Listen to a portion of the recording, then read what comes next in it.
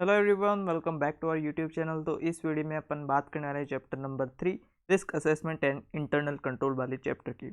और इससे पहले जो वीडियोस चैप्टर 1 और सेकंड की डाली अपन ने, उस पर आपका बहुत अच्छा रिस्पांस अभी तक देखने को मिला है। कई सारे कमेंट्स भी मिले हैं कि आगे भी जो है ऐसे ही वीडियोज़ आपको प्रोवाइड करते जाओ, मतलब अपन को जो है ऐसी वीडियोज़ आगे प्रोवाइड करती रहनी है, ऐसे जो है आपके कमेंट्स हैं।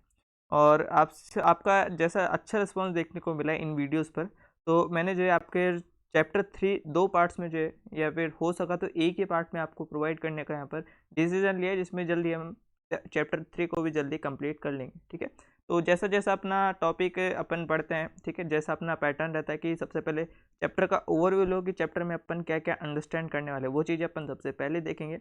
उसके बाद जो है एक एक टॉपिक को गो थ्रू करेंगे विथ कॉन्सेप्ट अंडरस्टैंडिंग। ठीक है, तो स्टार्ट करते हैं वीडियो को। अगर आप चैनल पर नए हैं तो चैनल को सब्सक्राइब जरूर से कर लीजिएगा और बेल आइकन को प्रेस करके जो है लाइक कर दीजिएगा वीडियो को, अगर आपको एक्चुअली में पसंद आ रही है। ठीक है, और भी वीडियोस हमारे चैनल पर हैं, उनको जो है ज़रूर से जाकर चेकआउट कीजिएगा। वो वीडियोस सारी आपके लिए ही बनाई जा रही है फ्री ऑफ कॉस्ट। तो वीडियो को स्टार्ट करते हैं हमारे चैप्टर नंबर 3 को, risk assessment and internal control.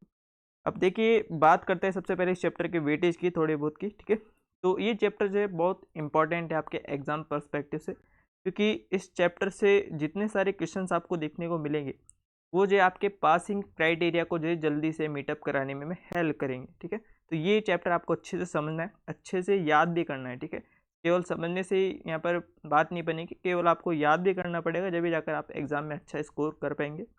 तो स्टार्ट करते हैं। सबसे पहले अपन तो इस चैप्टर को की अंडरस्टैंडिंग लेंगे कि इस चैप्टर में अपन क्या क्या पढ़ने वाले हैं। ठीक है, तो जैसे कि यहाँ पर दिए हुए हैं सारे पॉइंट्स, तो इसको मैंने एक फ्लो चार्ट के फॉर्म में जो है आपको बताया है। देखिए, सबसे पहले अपन पढ़ेंगे ऑडिट रिस्क।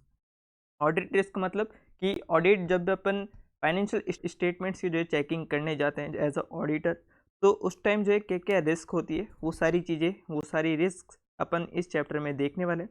इसके बाद जो है, जो रिस्क अपन को आइडेंटिफाई हो जाती है, वो तो अपन डायरेक्टली चेक कर लेते हैं, पर ऐसे रिस्क जो अपन को असेस करनी पड़ती है, मतलब जिसके लिए अपन को थोड़ी बहुत कोशिश करनी पड़ती है, उसके लिए जो जो काम किए जाते हैं, इसको बोला जाता है रिस्क असेसमेंट प्रोसीजर्स। तो वो चीज़ें अपन आगे देखने वाले हैं कि कौन कौन से रिस्क असेसमेंट प्रोसीजर्स वगैरह होते हैं। इसके बाद अपन देखने वाले हैं कि कौन सी ऐसी चीज़ है जिसको अपन को मटेरियल मानना है। जैसा कि अपन ने एएस में भी पढ़ा है कि कोई चीज़ मटेरियल होती है, उसी चीज़ को अपन जो है ज़्यादा ध्यान में देते हैं। बाकी को, जैसे अपन ने देखा था, मटेरियल आइटम को ही आपको केवल उसमें ट्रीट करना है इन्वेंट्री में, बाकी को P&L में आप डायरेक्टली ले जा सकते हो। ठीक है, तो वैसे ही कॉन्सेप्ट इधर भी चलता है कि जो मटेरियल आइटम है, केवल उसी को आप चेक करो, क्योंकि फाइनेंशियल स्टेटमेंट जो ऑडिट की डेफिनेशन होती है, उसमें अपन देखते हैं कि मटेरियल स्टेटमेंट को ही अपन यहाँ पर चेक करने के लिए उस पर रिपोर्ट करते हैं। ठीक है, तो वो मटेरियल स्टेटमेंट कौन सी यहाँ पर मतलब कौन सी रिस्क मटेरियल है और कौन सी इममटेरियल है, वो चीज़ें डिफाइन करने के लिए सबसे पहले डिसाइड करनी पड़ती है अपन को मटीरियलिटी।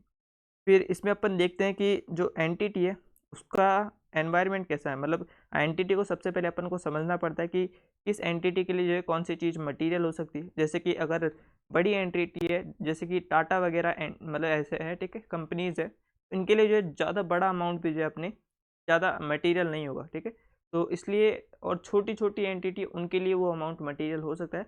तो इसलिए जो हर एक एंटिटी है, उसको सबसे पहले अंडरस्टैंड करना ज़रूरी होता है, और उसके एनवायरनमेंट को अंडरस्टैंड करना ज़रूरी होता है। वो आगे जाकर अपन देखेंगे। ठीक है, ये पूरा ऐसे बेस्ड टॉपिक है जो कि आगे जाकर अपन एक एक करके अच्छे से देखेंगे। नेक्स्ट जो पॉइंट आता है अपने पास, इंटरनल कंट्रोल। अब देखिए, इंटरनल कंट्रोल एक मोस्ट इंपॉर्टेंट टॉपिक है, जिसमें से अधिकतर जो है सीधे सीधे क्वेश्चन यहाँ पर बन जाते हैं। ठीक है, तो इसमें अपन मीनिंग देखेंगे कि इंटरनल कंट्रोल यानी कि ऐसी, जैसे आप किसी भी मकान में अगर देखो, किसी भी बिजनेस में अगर देखो कि वहाँ के जो फाइनेंशियल, मतलब जो भी यहाँ पर बिल्डिंग वगैरह है, उसमें जो भी कैमरेज वगैरह लगा रखे हैं, ठीक है, तो वो इंटरनल कंट्रोल कहलाते हैं। जैसे कि कंपनी के अंदर के जो भी एक्टिविटीज़ है, वो सारी एक्टिविटीज़ प्रॉपर ढंग से चलती रहे, उसके लिए जो है इंटरनल कंट्रोल लगाए जाते हैं। ये सिर्फ कैमरे तक ही सीमित नहीं, इसमें बहुत सारी चीज़ें कवर होती है, जो आगे जाकर एक एक अपन देखेंगे कि इंटरनल कंट्रोल में क्या क्या चीज़ें, ताकि जो है एंटिटी सिक्योर हो सके एज़ पर मैनेजमेंट की, मतलब मैनेजमेंट एक तरह से बता सके कि हमने इंटरनल कंट्रोल लगा रखे हैं और ऐसे ऐसे हमारे काम जो यहाँ पर है। ठीक है, तो वो चीज़ें लगाने के लिए जो है इंटरनल कंट्रोल लगाए जाते हैं। इसमें अपन देखेंगे मीनिंग, इंटरनल कंट्रोल के ऑब्जेक्टिव देखेंगे, उनको लगाने से अपन को बेनिफिट्स क्या क्या होते हैं, इंटरनल कंट्रोल में कौन कौन सी चीज़ें आती है, साथ ही इसकी लिमिटेशंस क्या क्या, ये चीज़ अपन इंटरनल कंट्रोल वाले टॉपिक में कवर करेंगे। नेक्स्ट जो चीज़ अपन देखेंगे आईटी इन ऑडिट, मतलब जो इंफॉर्मेशन टेक्नोलॉजी जो करंटली अगर आप देख रहे हो तो एआई का जो है ज़्यादातर ज़माना बढ़ चुका है, ठीक है। और एआई को यूज़ करते हुए कई सारी ऑडिट्स भी जो है परफॉर्म की जाती है। तो ये जो आईटी अपन यूज़ कर रहे हैं ऑडिट में, उससे रिलेटेड जो है क्या क्या रिस्क अराइज हो सकती है, क्या क्या उसके की फीचर्स हैं, मतलब उससे क्या क्या अपन को बेनिफिट्स हो सकते हैं, उससे क्या क्या रिस्क हो सकती है, और ये जो आईटी वाले कंट्रोल्स है वो कितने तरह के होते हैं, वो चीज़ें अपन आगे जाकर इस वाले टॉपिक में कवर करेंगे। इसके बाद जो अपने पास आता है इंटरनल फाइनेंशियल कंट्रोल एज पर रेगुलेटरी रिक्वायरमेंट। तो ये फाइनेंशियल कंट्रोल का भी जो टॉपिक है वो आगे जाकर अपन देखेंगे, ठीक है। मैं एक ओवरव्यू आपको देना होगा भी कि कौन कौन से टॉपिक आप इस चैप्टर में देखने वाले हो।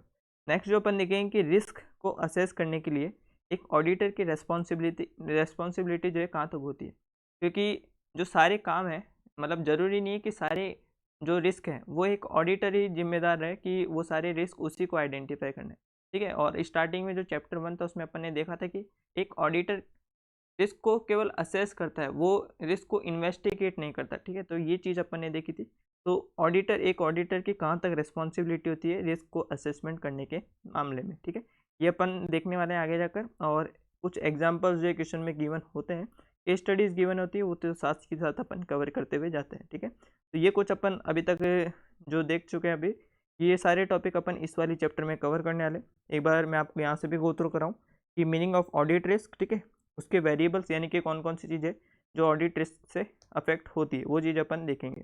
साथ ही रिस्क को असेस करने के लिए आप कौन कौन से प्रोसीजर्स लगाते हो। तो ऑडिट प्रोसीजर्स मैंने आपको बताया था कि ऑडिटर के हथियार होते हैं जिसको जिसको लगाकर वो अपनी ऑडिट पूरी करता है, ठीक है। तो वो चीज़ें अपन देखने वाले कौन कौन से रिस्क असेसमेंट प्रोसीजर्स होते हैं। मटीरियलिटी कि कौन सी चीज़ अपने लिए मटीरियल है तो ऑडिट में कैसे हेल्प करती है। ऑडिट का जो एंटिटी है उसका एनवायरनमेंट अपन देखेंगे, उसको अंडरस्टैंड करेंगे। और जो इंटरनल कंट्रोल है फिर वो वाले टॉपिक्स आ जाते हैं यहाँ से लेकर यहाँ तक, ठीक है। टेस्टिंग ऑफ इंटरनल कंट्रोल, फिर बात करते हैं यहाँ पर ऑटोमेटेड एनवायरनमेंट की।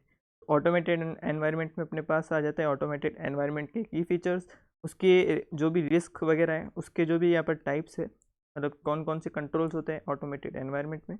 साथ ही डेटा एनालिटिक्स एक अच्छा इंपॉर्टेंट टॉपिक है, वो चीज़ें अपन आगे देखने वाले हैं। साथ ही जो आईएफसी जो मैंने आपको बताया था इंटरनल फाइनेंशियल कंट्रोल, वो भी अपन देखेंगे। और ये जो ऑडिटर का रिस्पॉन्स है, मतलब रिस्क अगर उसको मिल जाती है तो उसका रिस्पॉन्स क्या क्या रहेगा, वो चीज़ें अपन इस वाले टॉपिक में इस वाले चैप्टर में कवर करेंगे, ठीक है। कुछ एग्जांपल्स और केस स्टडी तो अपन साथ के साथ देखते जाते हैं जैसे जैसे अपना चैप्टर आगे बढ़ता जाता है, ठीक है। तो यहाँ तक अपन को ओवरव्यू पता चल चुका है कि चैप्टर में क्या क्या पढ़ने वाले अपन, ठीक है। तो चैप्टर 2 के ओवरव्यू में सेम टॉपिक्स को यहाँ पर दोहराया हुआ है जो अभी अपन ने देखा है, ठीक है।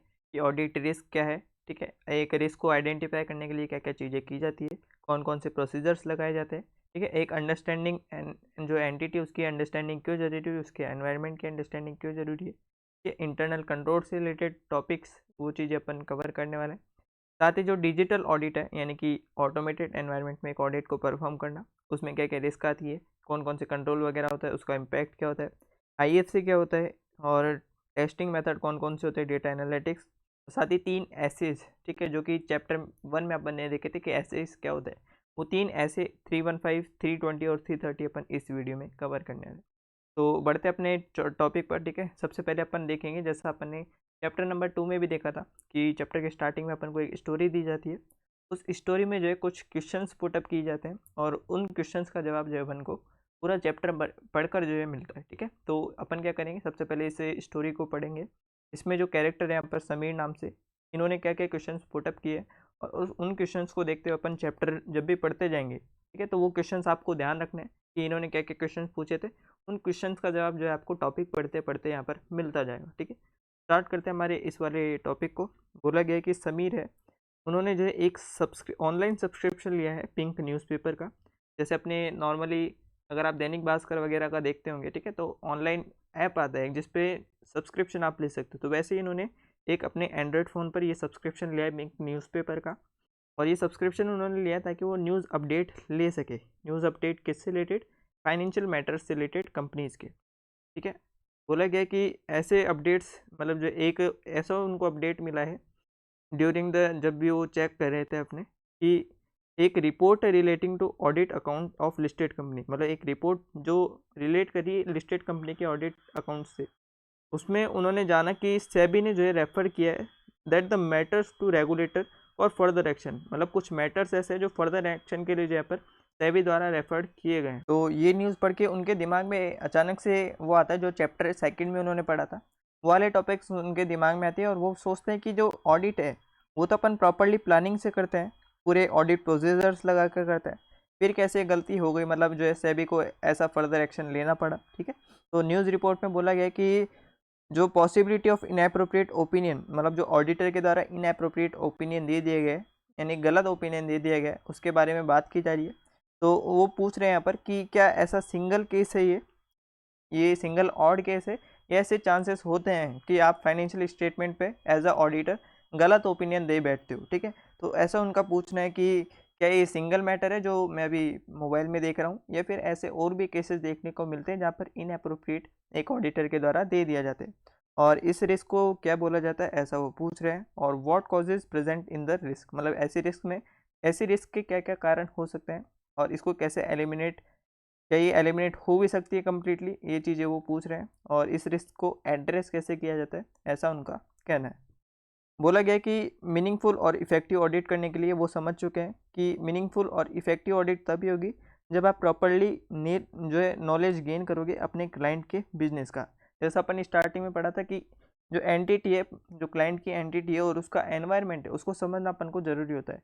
ठीक है, तो ऐसा ही इन्होंने, मतलब ये जो इस बारे में क्लियर हो चुके हैं कि जब अपन क्लाइंट के बिजनेस को समझेंगे, उसके बारे में प्रॉपर नॉलेज लेंगे, तभी एक मीनिंगफुल और इफेक्टिव ऑडिट हो पाएगी। ठीक है, और इसी को जानते हुए उन्होंने आगे बात की है कि कैसे जो सिस्टम यहाँ पर बनाए जा रहे हैं यहाँ पर बिजनेस के द्वारा, वो इफ़ेक्टिवली और एफिशिएंटली काम कर रहे हैं, ये सारे कैसे चेक किए जाएंगे। ठीक है, ये सारे इंश्योर कैसे किए जाएंगे, उस पर रिलाई कैसे किया जाएगा ताकि फाइनेंशियल रिपोर्टिंग की जा सके। ठीक, तो ऐसे कुछ क्वेश्चंस रहते हैं उसके दिमाग में, और वो पूछते हैं यहाँ पर कि ये जो मैनेजमेंट जो अपने एंटिटी के अंदर जो कंट्रोल्स लगाता है, क्या उसको अंडरस्टैंड करना ही इनफ रहता है, इस जो क्लाइंट है उसका सिस्टम को समझना, उसके कंट्रोल को समझना ही इनफ रहता है, या फिर और कुछ भी करना ज़रूरी रहता है। ठीक है, तो ऐसी चीज़ें उनके द्वारा पूछी जा रही है। तो और वो पूछ रहे हैं यहाँ पर कि ये जो आप चेकिंग कर रहे हो, क्या उस पर आप रिलाई कर सकते हो, और अगर आपको रिस्क मिलती है तो आपका रिस्पॉन्स क्या रहेगा उस रिस्क के बदले में, ऐसा कुछ उनके द्वारा पूछा गया है। बोला गया है आगे कि testing of control is enough और something more is to be done, मतलब और कुछ भी किया जाना है, या फिर कंट्रोल को चेक करके आप सेटिस्फाई हो जाते हो कि यहाँ पर रिस्क है या फिर नहीं है। और he already know how actively business entities are using technology, मतलब अब टेक्नोलॉजी की बात की जा रही है, जो टेक्नोलॉजी वाले पॉइंट देखे अपन ने उसी से रिलेटेड है कि जो ह्यूमन इंटरवेंशन को कम किया जा रहा है, कम से कम, ताकि टेक्नोलॉजी का उपयोग ज़्यादा से ज़्यादा किया जा सके और ह्यूमन इंटरवेंशन यहाँ पर कम से कम किया जा सके। तो उस टेक्नोलॉजी में जो है क्या क्या रिस्क इन्वॉल्व होती है, और ये रिस्क जो है ऑडिटर के लिए जो है क्या रिलेवेंट होती है, और जो इनअप्रोप्रिएट ओपिनियन दिया गया था ऊपर क्वेश्चन में, वो इससे इफ़ेक्ट करता है नहीं, ये सारी चीज़ें वो पूछ रहे हैं। और अब ये सारे क्वेश्चन पुट अप करते हुए अब चैप्टर थर्ड की ओर बढ़ते हैं, जैसा कि अपन भी आगे पढ़ेंगे चैप्टर थर्ड के फर्स्ट वाले टॉपिक की ओर, जिसमें अपन सबसे पहले जानेंगे कि एक ऑडिट रिस्क, जो ऑडिट रिस्क है, ऑडिट रिस्क एक्चुअली में होती क्या है। तो जब भी बात की जाती है ऑडिट रिस्क की, तो नॉर्मली अगर आप सोचो कि ऑडिट रिस्क, एक ऑडिटर अगर ऑडिट करने जाए तो उसको क्या क्या रिस्क आ सकती है, तो जैसा कि अपन ने जो ऑडिट की डेफिनेशन है उसमें पढ़ा था कि ऑडिट का काम जो है यहाँ पर फाइनेंशियल स्टेटमेंट्स को चेक करके ओपिनियन देना है। तो क्या हो अगर वो ओपिनियन ही गलत हो जाए, ठीक है, अगर वो ओपिनियन गलत हो जाता है तो ये चीज़ें ऑडिटर के लिए एक रिस्क क्रिएट करती है, जिसको अपन पढ़ेंगे ऑडिट रिस्क में। ठीक है, बोला गया है देखिए यहाँ पर कि ऑडिट रिस्क का मतलब है कि risk that auditor give an inappropriate audit opinion, मतलब एक इनएप्रोप्रिएट ऑडिट ओपिनियन दे दिया जाए when financial statements are materially stated, मतलब जब फाइनेंशियल स्टेटमेंट में कुछ गलती हो और आप जो है ऐसा ओपिनियन दे रहे हो जिससे ये लगे कि आपके फाइनेंशियल स्टेटमेंट जो है यहाँ पर बिल्कुल क्लियर है, कोई भी उसमें गलती नहीं है, अगर आप ऐसा ओपिनियन दे देते हो तो वो जो है ऑडिट रिस्क की कैटेगरी में अपन रखते हैं। जैसे कि बोला गया कि it means that the auditor express an unmodified opinion. अभी अनमोडिफाइड ओपिनियन क्या होता है, इससे पहले अपन आगे का पढ़ लेते हैं कि when financial statement are material misstated, मतलब जब भी फाइनेंशियल स्टेटमेंट मटेरियल मिस्टेटेड है और आपने अनमोडिफाइड ओपिनियन दे दी तो भी जो यहाँ पर एक ऑडिट रिस्क क्रिएट हो जाती है। अब बात करते हैं अनमोडिफाइड ओपिनियन क्या होती है। तो अनमोडिफाइड ओपिनियन अपन को बता दिए कि जब आप फाइनेंशियल स्टेटमेंट्स जो एक्चुअली में है तो मटेरियली मिस्टेटेड, पर ऑडिटर ने जो अपना ओपिनियन दिया फाइनेंशियल स्टेटमेंट्स को लेकर, वो ऑडिटर का ओपिनियन जो है यहाँ पर वो ये बता रहा है कि जो फाइनेंशियल स्टेटमेंट्स है वो मटेरियल मिसस्टेटेड नहीं है। ठीक है, तो ये चीज़ एक ऑडिट रिस्क क्रिएट करती है जिसको अपन अनमॉडिफाइड ओपिनियन के नाम से जानते हैं। एक सेपरेट चैप्टर में भी अपन इस टॉपिक को पढ़ेंगे, अनमॉडिफाइड ओपिनियन और भी तरह की ओपिनियन होती है जो एक सेपरेट चैप्टर में आपको पढ़ना होगा। ठीक है, अब देखिए आगे क्या बोला गया कि ऐसी सिचुएशंस को अवॉइड करने के लिए, ऐसे कॉन्सिक्वेंसेस को अवॉइड करने के लिए एक ऑडिटर क्या करता है, अपने ऑडिट करने से पहले वो सारे ऑडिट प्रोसेस को प्रॉपरली प्लान करता है, प्रॉपरली परफॉर्म करता है, जब भी जाकर वो जो रिस्क है उसको एक्सेप्टेबली लो लेवल तक जो है रिड्यूस कर पाता है। रिस्क को बिल्कुल एलिमिनेट तो नहीं किया जा सकता, पर रिस्क को जो है अपन रिड्यूस कर सकते हैं। और ये रिड्यूस कैसे किया जा सकता है, प्रॉपरली प्लानिंग करके और ऑडिट प्रोसीजर्स परफॉर्म करके अपन इसको रिड्यूस कर सकते हैं। जैसा कि अपन को एसे 200 भी बोलता है कि ओवरऑल ऑब्जेक्टिव ऑफ ऑडिटर जो डिफाइन करता है एसे 200, उसी के बारे में जो है मैं पूरा एक्सप्लेन कर देता हूँ आपको कि एसे 200 जो overall objective of independent auditor होता है वो आपको क्या क्या एक्सप्लेन करता है। तो अपन ने जो ऑब्जेक्टिव ऑफ ऑडिटर पढ़ा था उसमें तो अपन ने लेना और देना पढ़ा था, मतलब obtain reasonable assurance on financial statements और रिपोर्ट ऑन फाइनेंशियल स्टेटमेंट्स। तो ऐसा अपन ने दो चीज़ें पढ़ी थी, पर इसके अलावा भी कुछ जो ऐसे 200 है उसमें कुछ रिक्वायरमेंट्स होती है। ठीक है, ये रिक्वायरमेंट्स जो है एक एक करके अपन देखने वाले हैं, जो अपन ने पहले वाले चैप्टर नंबर 1 में भी पढ़ लिया कुछ, और चैप्टर 3 में जो है कुछ अपन पढ़ने वाले हैं। ठीक है, इसमें सबसे पहली रिक्वायरमेंट आती है एथिकल रिक्वायरमेंट, मतलब आपको एथिकल होना पड़ेगा। ठीक है, ये चीज़ अपन ने चैप्टर 1 में कवर की है। प्रोफेशनल स्केप्टिसिज्म, मतलब अपने माइंड को खुला रखना है, आपको हर जगह जो है पर शक की निगाह से जाना है। ठीक है, हर जगह को बिल्कुल ऐसे देखना है कि यहाँ पर शक जो है मटेरियल मिसस्टेटमेंट होने के चांसेस हो सकते हैं, तो इस तरह से आपको अपना माइंड ओपन रखना है। प्रोफेशनल जजमेंट, जहाँ पर आप खुद की नॉलेज लगा रहे हो, वो प्रोफेशनल जजमेंट वगैरह, ये चैप्टर 1 में अपन ने देखे थे ये टॉपिक। अब नेक्स्ट जो 4th वाला टॉपिक आता है कि ऑडिट रिस्क और ऑडिट एविडेंस, जिसमें जो है एक ऑडिटर क्या करता है, सफिशिएंट और अप्रोप्रिएट ऑडिट एविडेंस ऑब्टेन करता है ताकि वो रिस्क को रिड्यूस कर सके। मैंने आपको पहले भी अभी बोला है कि रिस्क को एलिमिनेट नहीं किया जा सकता, बिल्कुल ख़त्म नहीं किया जा सकता, रिस्क को अपन केवल रिड्यूस कर सकते हैं। तो इस रिस्क को रिड्यूस करने के लिए, ताकि एक्सेप्टेबली लो लेवल तक जो है अपन जो अपने कस्टमर्स हैं, यानी कि जो पर्सनस है, पीपल्स है, ठीक है, उनको एक और जो अश्योरेंस अपन दे सके, तो इसलिए जो है इस रिस्क को अपन रिड्यूस करते हैं एक्सेप्टेबली लो लेवल तक, मतलब जितना अपना हो सकता है उतना एक्सेप्टेबल लो लेवल तक जो है अपन इस रिस्क को रिड्यूस करने का प्रयास करते हैं। अब देखिए नेक्स्ट जो पॉइंट है कि conduct of audit in accordance with SAs, और एसेस की डिटेल भी अपन ने चैप्टर 1 में कवर की थी। ठीक है, तो ये कुछ ऐसे 200 overall objective of independent auditor और कंडक्ट करना ऑडिट विथ एसेस जो ऐसे 200 का यहाँ पर होता है, जिसके रिक्वायरमेंट्स अपन ने 5 रिक्वायरमेंट्स देखी। ठीक है, ये रिक्वायरमेंट्स के अकॉर्डिंग आपको क्या समझ में आया कि ऐसे 200 में अपन को रिस्क को रिड्यूस करना है एक्सेप्टेबली लो लेवल तक। ठीक है, यही डिफाइन करता है अपने ऐसे 200। और बात की गई है कि वही ऑडिटर की ओपिनियन की बात की गई है आगे, सेम बात जो अभी अपन डिस्कस कर चुके हैं। इसी से रिलेटेड एक एग्जांपल भी आपको यहाँ पर गिवन किया है। एग्जांपल में बोला गया है कि जो प्रॉफिट है कंपनी के, उनको आर्टिफिशियली जो है इंक्रीज करके क्विक रेवेन्यू जो है कंपनी के बुक्स ऑफ अकाउंट्स में, फाइनेंशियल स्टेटमेंट्स में दिखाई गई है, और जो इस तरह से फाइनेंशियल स्टेटमेंट जो है मटेरियली मिसस्टेटेड किए गए हैं। पर जब भी ऑडिटर की बात आए तो ऑडिटर जब भी अपना ओपिनियन दे तो हो सकता है कि वो इन फाइनेंशियल स्टेटमेंट को बिल्कुल क्लीन बताए, कोई भी इसमें दिक्कत नहीं बताए, तो उस केस में बात आ जाती है यहाँ पर कि उसने एक्सप्रेस कर दिया एक इनएप्रोप्रिएट ऑडिट ओपिनियन, क्योंकि ऑडिट के जो फाइनेंशियल स्टेटमेंट्स थे वो तो थे मटेरियली मिसस्टेटेड, और उसका जो ओपिनियन गया है कि फाइनेंशियल स्टेटमेंट्स में कुछ भी गड़बड़ी नहीं है। ठीक है, इस तरह से एक ऑडिट रिस्क क्रिएट हो जाती है यहाँ पर, जिसने उस मतलब जो ऑडिटर है उसने अनमॉडिफाइड ओपिनियन देकर एक ऑडिट रिस्क यहाँ पर क्रिएट कर लिए कि फाइनेंशियल स्टेटमेंट जो है मटेरियल मिसस्टेटेड नहीं है, जबकि वो एक्चुअली में मटेरियली मिसस्टेटेड थे। ठीक है, तो इस तरह से अपन पढ़ेंगे जो अपना ऑडिट रिस्क है वो वाला टॉपिक अभी यहाँ पर अपन ने क्लियर किया है। अब जो रिस्क मटेरियली होती है, मतलब मटेरियल जो अपने लिए होती है, वो कौन कौन सी रिस्क होती है, वो चीज़ें अब अपन आगे देखने वाले 1.1 वाले टॉपिक में, रिस्क ऑफ मटेरियल स्टेटमेंट। इस वाले टॉपिक को समझने से पहले इन जनरल अपन एक बात करते हैं कि मान लो आप ऑडिट करने जा रहे हो, ठीक है, या फिर स्टार्टिंग से लेते हैं कि कंपनी स्टार्ट हुई है, वो अपने जो भी डेटाज है, उसके जो भी ट्रांजेक्शन्स है, उसको देखते हुए क्या करेगी, अपने फाइनेंशियल स्टेटमेंट्स बनाएगी। ठीक है, अब जैसे ही फाइनेंशियल स्टेटमेंट्स बन जाते हैं वो क्या करेगी, एक डेट ले लेगी, मान के चलो ये डेट अपन ले लेते हैं, ठीक है, ये लाइन है जहाँ पर।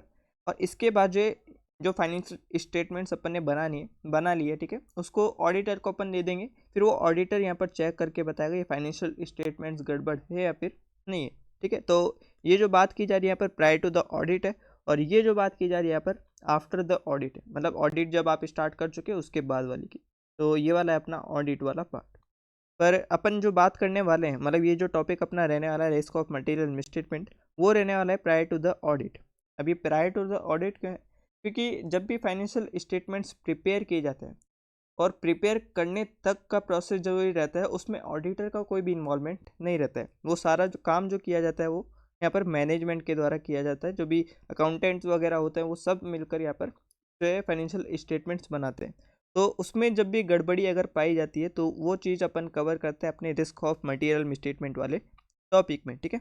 तो यहाँ पर बोला गया है कि ऐसे 200 स्टेट करता है that risk of material statement is the risk that financial statements materially misstated prior to the audit. मतलब ऑडिट से पहले जो है फाइनेंशियल स्टेटमेंट्स मटेरियली मिसस्टेटेड हो सकते हैं, और इस टॉपिक को अपन रिस्क ऑफ मटेरियल मिसस्टेटमेंट में कवर करते हैं। यानी कि there is probability of fraud या फिर एरर, मतलब जो है वो फ्रॉड भी हो सकता है या फिर कुछ गलती भी हो सकती है फाइनेंशियल स्टेटमेंट्स में बिफोर द ऑडिट, क्योंकि ये काम जो है ऑडिट से पहले किया जा रहा है, और ये काम कौन कर रहा है, अभी ये काम कर रहा है अपने मैनेजमेंट, ठीक है। तो इसलिए अपन जो भी बिफोर द ऑडिट वाली बात कर रहे हैं, क्योंकि ये एट मैनेजमेंट लेवल होता है, ये सारे काम जो है मैनेजमेंट देखता है, ठीक है। तो अब अपन देखने वाले कि ये मिसस्टेटमेंट एक्चुअली में होता क्या है। मतलब अभी अपन बात करते आ रहे रिस्क ऑफ मटेरियल मिसस्टेटमेंट, और अपन को ऐसी चीज़ें, मतलब जो ऐसी रिस्क ढूंढनी है जो मटेरियली मिसस्टेटेड हो। पर अपन को ये भी तो पता होना चाहिए कि जो मिसस्टेटमेंट है वो एक्चुअली में होती क्या है, ठीक है। तो यहाँ पर आपको बताया है कि जो मटेरियल मिसस्टेटमेंट है, यानी कि सॉरी मिसस्टेटमेंट है, उसका एक्चुअली में मीनिंग क्या होता है। तो मिसस्टेटमेंट का सिंपली मीनिंग होता है ऐसा कोई सा डिफरेंस जो कि फाइनेंशियल स्टेटमेंट्स में मिल रहा है, पर वो किस किस फॉर्म में हो सकता है। यहाँ पर वो हो सकता है अमाउंट के फॉर्म में, वो हो सकता है क्लासिफिकेशन के फॉर्म में, वो हो सकता है प्रेजेंटेशन के फॉर्म में, और वो हो सकता है डिस्क्लोजर के फॉर्म में, ठीक है। तो इन 4 फॉर्मेट में हो सकता है। इसमें सबसे पहले बात करते हैं अमाउंट की। अमाउंट में आप कैसे मिसस्टेटमेंट कर सकते हो। तो मान के चलो आप जो है यहाँ पर आपको जो भी ट्रांजैक्शन है उसका अमाउंट आपको दिखाना है अपने बुक्स ऑफ अकाउंट्स में 2 लाख, पर उसको आपने यहाँ पर दिखा दिया या तो 1 लाख दिखा दिया है, या फिर इससे कम दिखा दिया, ठीक है, या फिर इसको ज़्यादा करके दिखा दिया, मान के चलो 3 लाख दिखा दिया। तो ये हो गया अमाउंट में अपने मिसस्टेटमेंट। सेकंड आता है क्लासिफिकेशन में कैसे मिसस्टेटमेंट हो जाता है। तो अगर आपने सुना होगा कि रेवेन्यू नेचर के जो एक्सपेंस होते हैं, कुछ एक्सपेंस होते हैं यहाँ पर कैपिटल नेचर के एक्सपेंस, तो अपन ने रेवेन्यू नेचर के एक्सपेंस को कैपिटल नेचर एक्सपेंस में डाल दिया, कैपिटल नेचर एक्सपेंस को रेवेन्यू नेचर एक्सपेंस में डाल दिया, और भी बहुत तरह के क्लासिफिकेशन, मतलब ऐसे आपने उल्टे सीधे कर दिए तो भी जो है अपने स्टेटमेंट की कैटेगरी में आता है। इसके बाद जो प्रेजेंटेशन, तो एएस के अकॉर्डिंग जो एएस ने आपको मेथड प्रोवाइड की है उसके अकॉर्डिंग आपने प्रेजेंटेशन नहीं किया और डिस्क्लोजर नहीं किया है, तो ये सारी चीज़ें अगर आपने गलत की है तो वो मिसस्टेटमेंट की कैटेगरी में आता है। और जब भी मिसस्टेटमेंट होता है वो 2 तरीके से अराइज हो सकता है, या तो वो गलती हो सकती है, एरर हो सकता है, या फिर आपका इंटेंशनली जो है यहाँ पर ओमिशन हो सकता है, मतलब चलाकर अगर आप वो चीज़ करो तो फ्रॉड की कैटेगरी में यहाँ पर फॉल होता है। और अब अपन पता कैसे लगाएंगे कि कोई चीज़ एरर है या फिर कोई चीज़ फ्रॉड है। तो एरर का तो नॉर्मली अगर आप जैसे बैंक रिकन्सिलेशन स्टेटमेंट बनाते हो, ठीक है, तो वहाँ पर जो गलती वगैरह छोटी मोटी मिल जाती है, इस तरह से जो है एरर को तो आइडेंटिफाई कर लिया जाता है। और जो फ्रॉड रहता है, फ्रॉड को जो है बिल्कुल सोच समझ कर जो है किया जाता है, उसमें कोई भी क्लू नहीं छोड़ा जाता। मतलब जब भी आप फ्रॉड करोगे कोई भी क्लू ऐसा नहीं छोड़ोगे ताकि वो गलती जो है पकड़ में आ सके। तो फ्रॉड जो यहाँ पर इंटेंशनल एक्ट होता है, जिसमें अलग से सेपरेट डिस्कशन वैसे तो करने वाले हैं, पर एक ओवरव्यू में आपको देते फ्रॉड में जो इस तरह से आपको पूरा ये डिटेल जो है बताया नहीं जाता, ठीक है, हर एक गलती को छुपाने का कोशिश किया जाता है। तो इस तरह से फ्रॉड को ढूंढना जो है मुश्किल रहता है। और एरर जो है यहाँ पर जैसे अपन जो भी टेक्निक्स वगैरह लगाते हैं जैसे कि रिकन्सिलेशन वगैरह, तो उसमें जो है एरर वगैरह तो फाइंड आउट हो जाता है। तो यहाँ पर इसी से रिलेटेड अपने कुछ एग्जांपल भी दिए हुए हैं कि मिसस्टेटमेंट कैसे कैसे हो सकते हैं, वो चीज़ें आपको यहाँ पर बताई हुई है। जैसे कि ये बोला गया कि कैपिटल एक्सपेंडिचर आइटम को आपने रेवेन्यू एक्सपेंडिचर आइटम मान लिया, या फिर वाइज वर्सा। तो ये किस तरह का हो गया यहाँ पर प्रेजेंटेशन डिस्क्लोजर, प्रेजेंटेशन मिसस्टेटमेंट के तरफ से ये हो गया। नेक्स्ट जो है यहाँ पर पॉइंट है कि difference in disclosure of financial statement, तो आपने डिस्क्लोजर ही गलत डाल दिया तो वो चीज़ डिस्क्लोजर से रिलेटेड हो गई। तो वो चारों चीज़ें आपको ध्यान रखने की जो मिसस्टेटमेंट है किन 4 तरीक़ों से हो सकता है, अमाउंट, प्रेजेंटेशन, डिस्क्लोजर और क्लासिफिकेशन। तो ये 4 तरीके आपको बिल्कुल अच्छे तरीके से ध्यान रखना है, ठीक है। के बाद जो है नेक्स्ट जो पॉइंट है कि सिलेक्शन और application of inappropriate accounting policy. तो अकाउंटिंग पॉलिसीज़ को भी जो अच्छे से ध्यान देना होता है। डिफरेंस इन अकाउंटिंग एस्टिमेट हो गया हो, मतलब आपने गलत एस्टिमेट जो है फाइनेंशियल स्टेटमेंट्स के लिए चुन लिए हो जो कि एप्लीकेबल एफआरएफ के अकॉर्डिंग ना हो, ठीक है। और intentional booking of fake expense आपने बुक कर लिए, ठीक है। Overseeing of receivable in financial statements, not writing of, मतलब ये सारे जो तरीके ओवर स्टेट करना, अंडरस्टेट करना इन्वेंट्रीज वगैरह किसी भी आइटम को, ठीक है, तो वो सारे अपने मिसस्टेटमेंट की कैटेगरी में आते हैं। और ये दो तरह से हो सकते हैं, फ्रॉड या फिर एरर। नाउ यहाँ तक आपको जो भी समझ में आया है, ठीक है। अब जो अपन टॉपिक पढ़ने वाले हैं, ठीक है, वो रिस्क ऑफ मटेरियल मिसस्टेटमेंट से रिलेटेड होगा। पर अपन देखेंगे कि ये रिस्क ऑफ मटेरियल मिसस्टेटमेंट किस किस जगह पर हो सकता है, मतलब कितने लेवल पर ये हो सकता है, वो चीज़ अपन को देखनी है। तो बोला गया कि रिस्क ऑफ मटेरियल मिसस्टेटमेंट केवल दो लेवल पर हो सकता है। अब वो 2 लेवल कौन कौन से हैं, इसमें फर्स्ट पॉइंट यहाँ पर बताया गया कि ओवरऑल फाइनेंशियल स्टेटमेंट लेवल पर हो सकता है और सेकंड अजर्शन लेवल पर ये हो सकता है। अजर्शन लेवल बोले तो ट्रांजैक्शन में, अकाउंट बैलेंस में या फिर डिस्क्लोजर में, ये चीज़ें जो यहाँ पर बताई गई है, इन लेवल पर भी जो है, इन वैल्यूज़ पर भी जो यहाँ पर गड़बड़ी की जा सकती है, इसको अपन अजर्शन लेवल में रखते हैं। अब बात करते हैं कि ओवरऑल फाइनेंशियल स्टेटमेंट लेवल क्या है और अजर्शन लेवल क्या होता है, ठीक है। ये कैसे कैसे डिफरेंस है दोनों में, वो चीज़ अब आपको समझनी है। तो जब भी पहले अपन बात करते हैं जैसे कि ओवरऑल फाइनेंशियल स्टेटमेंट लेवल, इसकी अपन बात करते हैं, ठीक है। तो मान के चलो एक नॉर्मली एग्जांपल लेता हूँ मैं आपको कि आपने कोई भी घर देखा है, ठीक है। मान के चलो ये एक पूरा घर है, ठीक है, ये पूरा अपना नीचे का चौक है और ये ऊपर जो है 2 रूम यहाँ पर बने हुए हैं। तो इसको अपन पूरा अगर एक्चुअली में लेकर चले तो आप इस पूरे को क्या बोलोगे, ये एक बिल्डिंग है, ठीक है। तो जब भी बात की जाए पूरी बिल्डिंग की, ओवरऑल बिल्डिंग की, ठीक है, किसी एक पर्टिकुलर कमरे की अपन बात नहीं करें, ओवरऑल बिल्डिंग की अगर बात करें अपन, तो वो कहलाएगा अपने पास एट फाइनेंशियल स्टेटमेंट लेवल, मतलब जो स्टेटमेंट है ओवरऑल फाइनेंशियल स्टेटमेंट लेवल पर, ठीक है, जहाँ पर अपन पूरी बिल्डिंग की बात करें, किसी एक पर्टिकुलर कमरे की बात नहीं करें। तो अगर ये पूरा भूतिया बंगला अपन बोलते हैं, ठीक है, तो उसमें थोड़ा आपको सही से समझ में आएगा।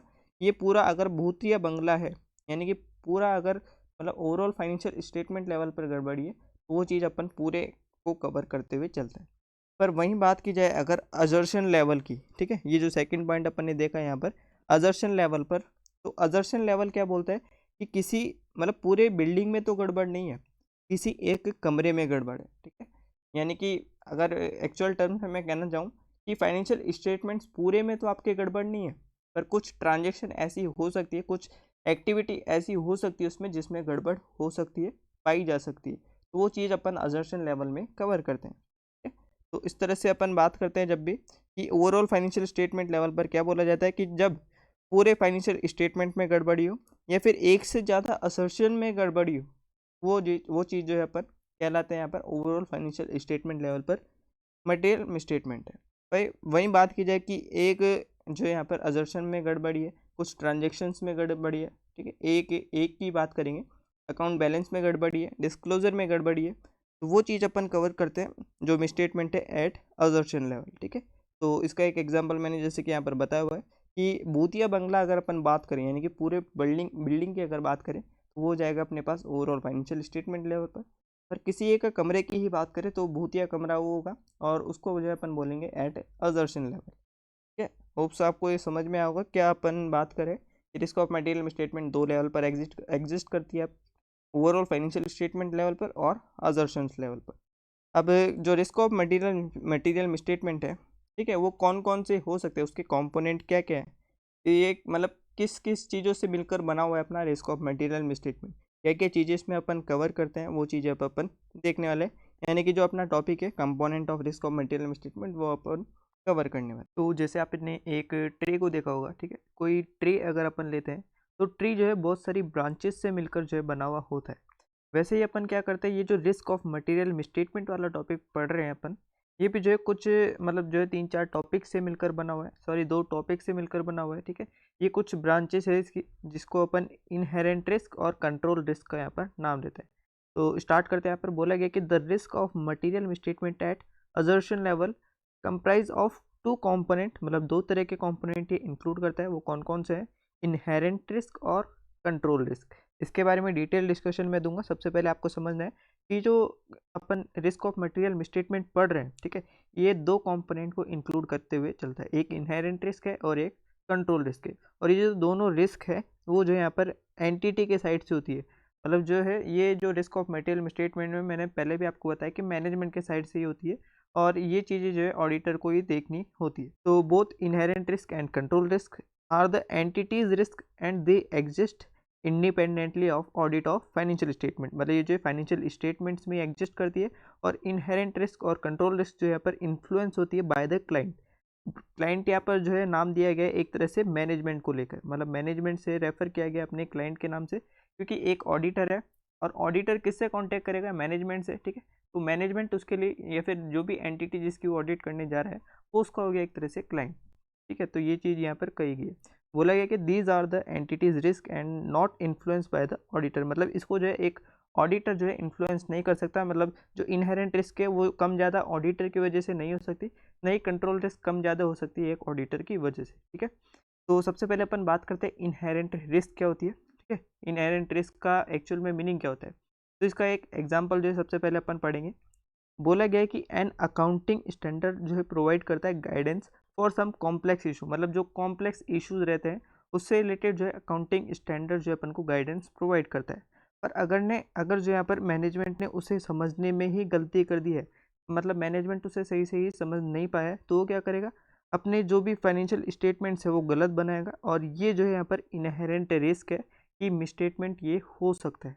मतलब उसने अगर अच्छे तरीके से एस को नहीं समझा है, जो भी अकाउंटिंग स्टैंडर्ड प्रोवाइड करते हैं गाइडेंस उसको अच्छी तरीके से नहीं समझाए, तो फिर यहाँ पर रिस्क यहाँ पर क्रिएट हो जाती है, जिसको अपन इनहेरेंट रिस्क का नाम देते हैं। और इसी का एक और एग्जांपल यहाँ पर दिया हुआ है कि the risk are there are larger number of business failure in the industry. मतलब जो है जैसे जैसे बिजनेस बढ़ते जा रहे हैं उनके फेलियर के चांसेस भी होते जा रहे हैं, क्योंकि नॉर्मली अगर आप लेकर चलो 20% में से करीब 5% या 10% बिजनेस ही सक्सेसफुल हो पाते हैं अभी करंट सिचुएशन में। तो ऐसे में जो है जो बिजनेस फेलियर का अभी जो मैटर चल रहा है उसको लेकर जो यहाँ पर जो मैनेजमेंट है वो अपने फाइनेंशियल स्टेटमेंट में गड़बड़ी कर सकता है, क्योंकि वो चाहता है कि अपने फाइनेंशियल स्टेटमेंट्स को अगर वो स्ट्रॉन्ग दिखाएगा तभी तो उसको फंडिंग मिलेगी, तभी तो जो है लोग उसके में जो उसकी कंपनी एंटिटी उसमें इन्वेस्टमेंट करेंगे। इसी चीज़ को लेकर, इसी बात को लेकर वो क्या करेगा? अपने फाइनेंशियल स्टेटमेंट में क्या कर लेगा? मिसस्टेटमेंट कर लेगा। और ये जो यहाँ पर इनहेरेंट रिस्क की कैटेगरी में रखा गया है। मतलब जो बिजनेस अपने आप में ही यहाँ पर रिस्क लेकर आते हैं उनको जो यहाँ पर इनहेरेंट रिस्क की कैटेगरी में रखा जाता है। इसको मैंने जो है थोड़ा हिंदी में डिस्क्राइब किया, आप जाकर एक बार पढ़ सकते हैं इसको, ठीक है। अब अपन पढ़ते हैं कि एक्चुअल में जो यहाँ पर बुक की लैंग्वेज है वो क्या बोलती है यहाँ पर इनहेरेंट रिस्क से रिलेटेड। तो इनहेरेंट रिस्क यहाँ पर ससेप्टिबिलिटी बताता है, यानी कि चांसेस बताते हैं कि जो अजर्शन है about the class of transaction, account balance, disclosure, ये मैंने आपको पहले भी बताया, ठीक है। तो account balance, class of transaction या फिर डिस्क्लोजर से रिलेटेड जो यहाँ पर अगर असर्शन में ससेप्टिबिलिटी पाई जाती है कि वो मिसस्टेटमेंट हो सकते हैं, मटेरियल मिसस्टेटमेंट हो सकते हैं, चाहे से वो इंडिविजुअली हो चाहे से वो एग्रीगेट हो।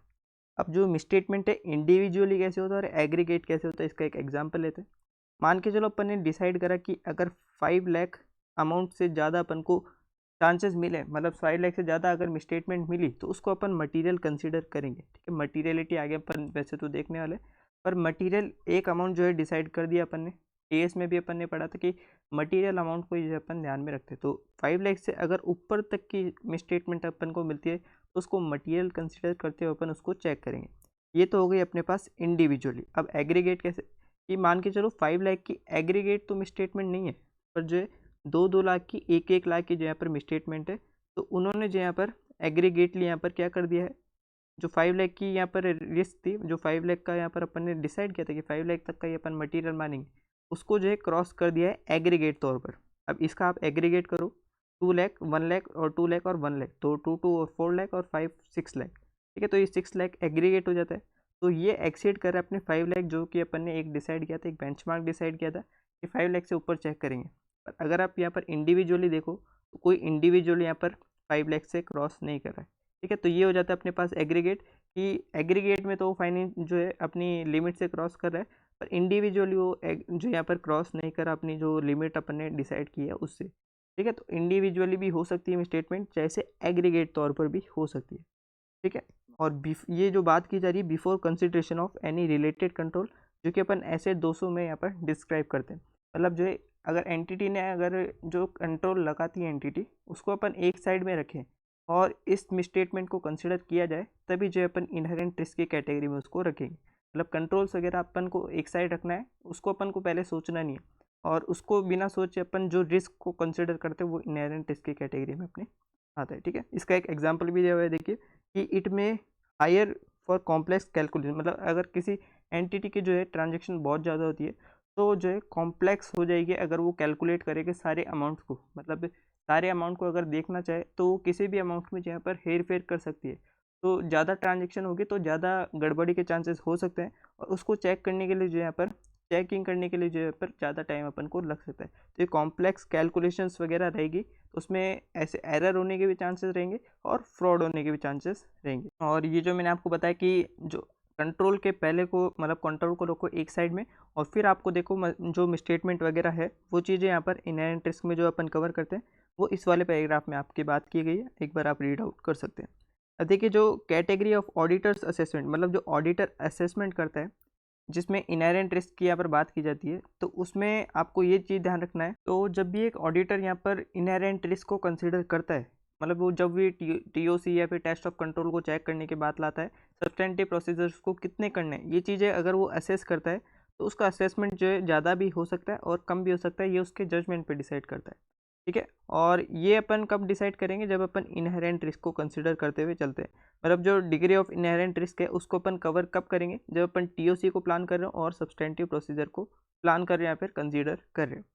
और consider the reason for each identification inherent risk even if the risk is lower, मतलब हर एक चीज़ को जो अपन कंसिडर करेंगे, कहने का मतलब है कि हर एक जो आइडेंटिफाई रिस्क है, जो इनहेरेंट रिस्क को अपन ने पता किया है, उसका रीज़न अपन को कंसिडर करना पड़ेगा, उसका रीज़न पता लगाना पड़ेगा, चाहे से उसमें रिस्क कम ही क्यों ना हो, ठीक है। ये चीज़ ऑडिटर को ध्यान रखनी पड़ेगी जब भी वो ऐसी चीज़ें प्लान करता है।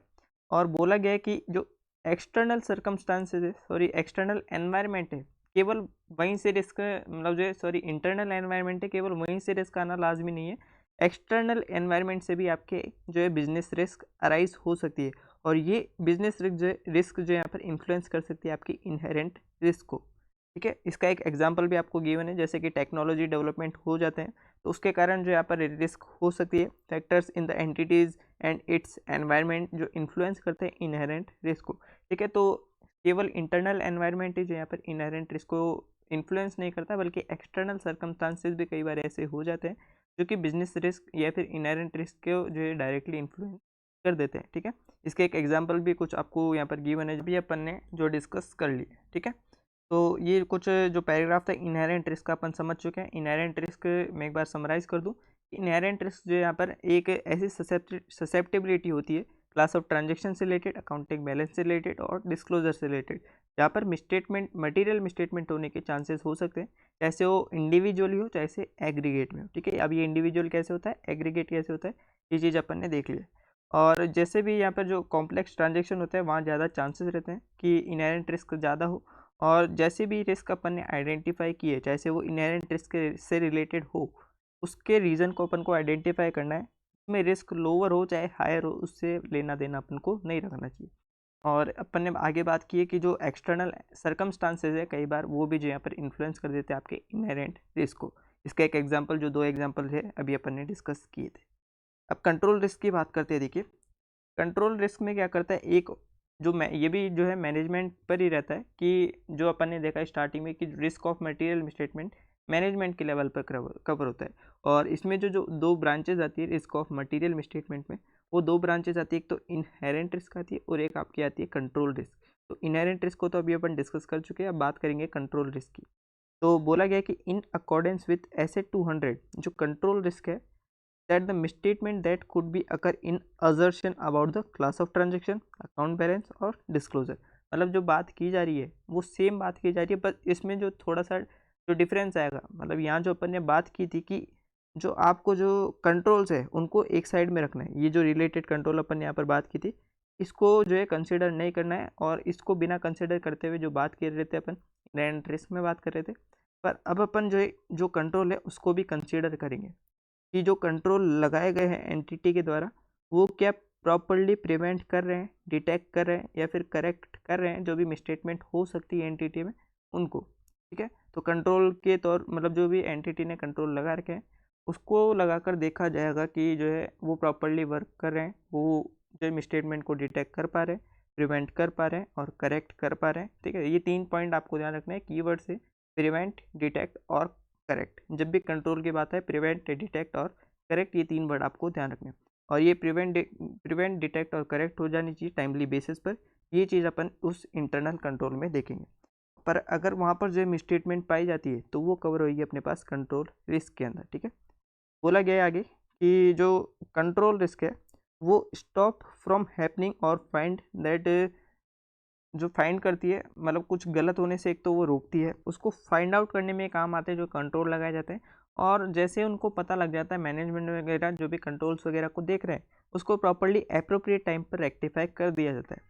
पर अगर आपके इंटरनल कंट्रोल एफिशिएंट नहीं है तो वो ये चीज़ें जो यहाँ पर नहीं कर पाएंगे, मतलब ये काम करने में वो एफिशिएंट नहीं रहेंगे, यानी कि स्टॉप फ्रॉम हैपनिंग मतलब कोई भी गलत चीज़ होने से वो रोक नहीं पाएंगे, कुछ भी फाइंड आउट नहीं कर पाएंगे जो गलत चीज़ हो रही है, और उसको प्रॉपरली टाइम पर रेक्टिफाई भी नहीं किया जाएगा। ये बात की जा रही है जब आपके कंट्रोल रिस्क अराइज होती है। ठीक है, तो बोला गया है आगे देखिए, any material misstatement related to transaction, account balance और डिस्क्लोजर क्लास जो अभी अपन ने ऊपर देखा है। ठीक है, ये चीज़ 3 चीज़ें यहाँ पर बात की गई है, और ये किस में हो सकती है यहाँ पर फाइनेंशियल स्टेटमेंट में एंटिटी के। ठीक है, तो इस तरह से अपन समझ चुके हैं कि जो कंट्रोल रिस्क है वो कैसे आपको आइडेंटिफाई करना है जब भी कंट्रोल रिस्क होएगी। ठीक है, मतलब आपके जो इंटरनल कंट्रोल है उनको देखा जाएगा, उसको देख करके जो है आपको कंट्रोल रिस्क देखनी है कि वो कितनी है। तो इस तरह से जो है आपकी इन्वर्स रिलेशन हो जाता है आपके इंटरनल कंट्रोल की एफिशिएंसी पर और कंट्रोल रिस्क पर।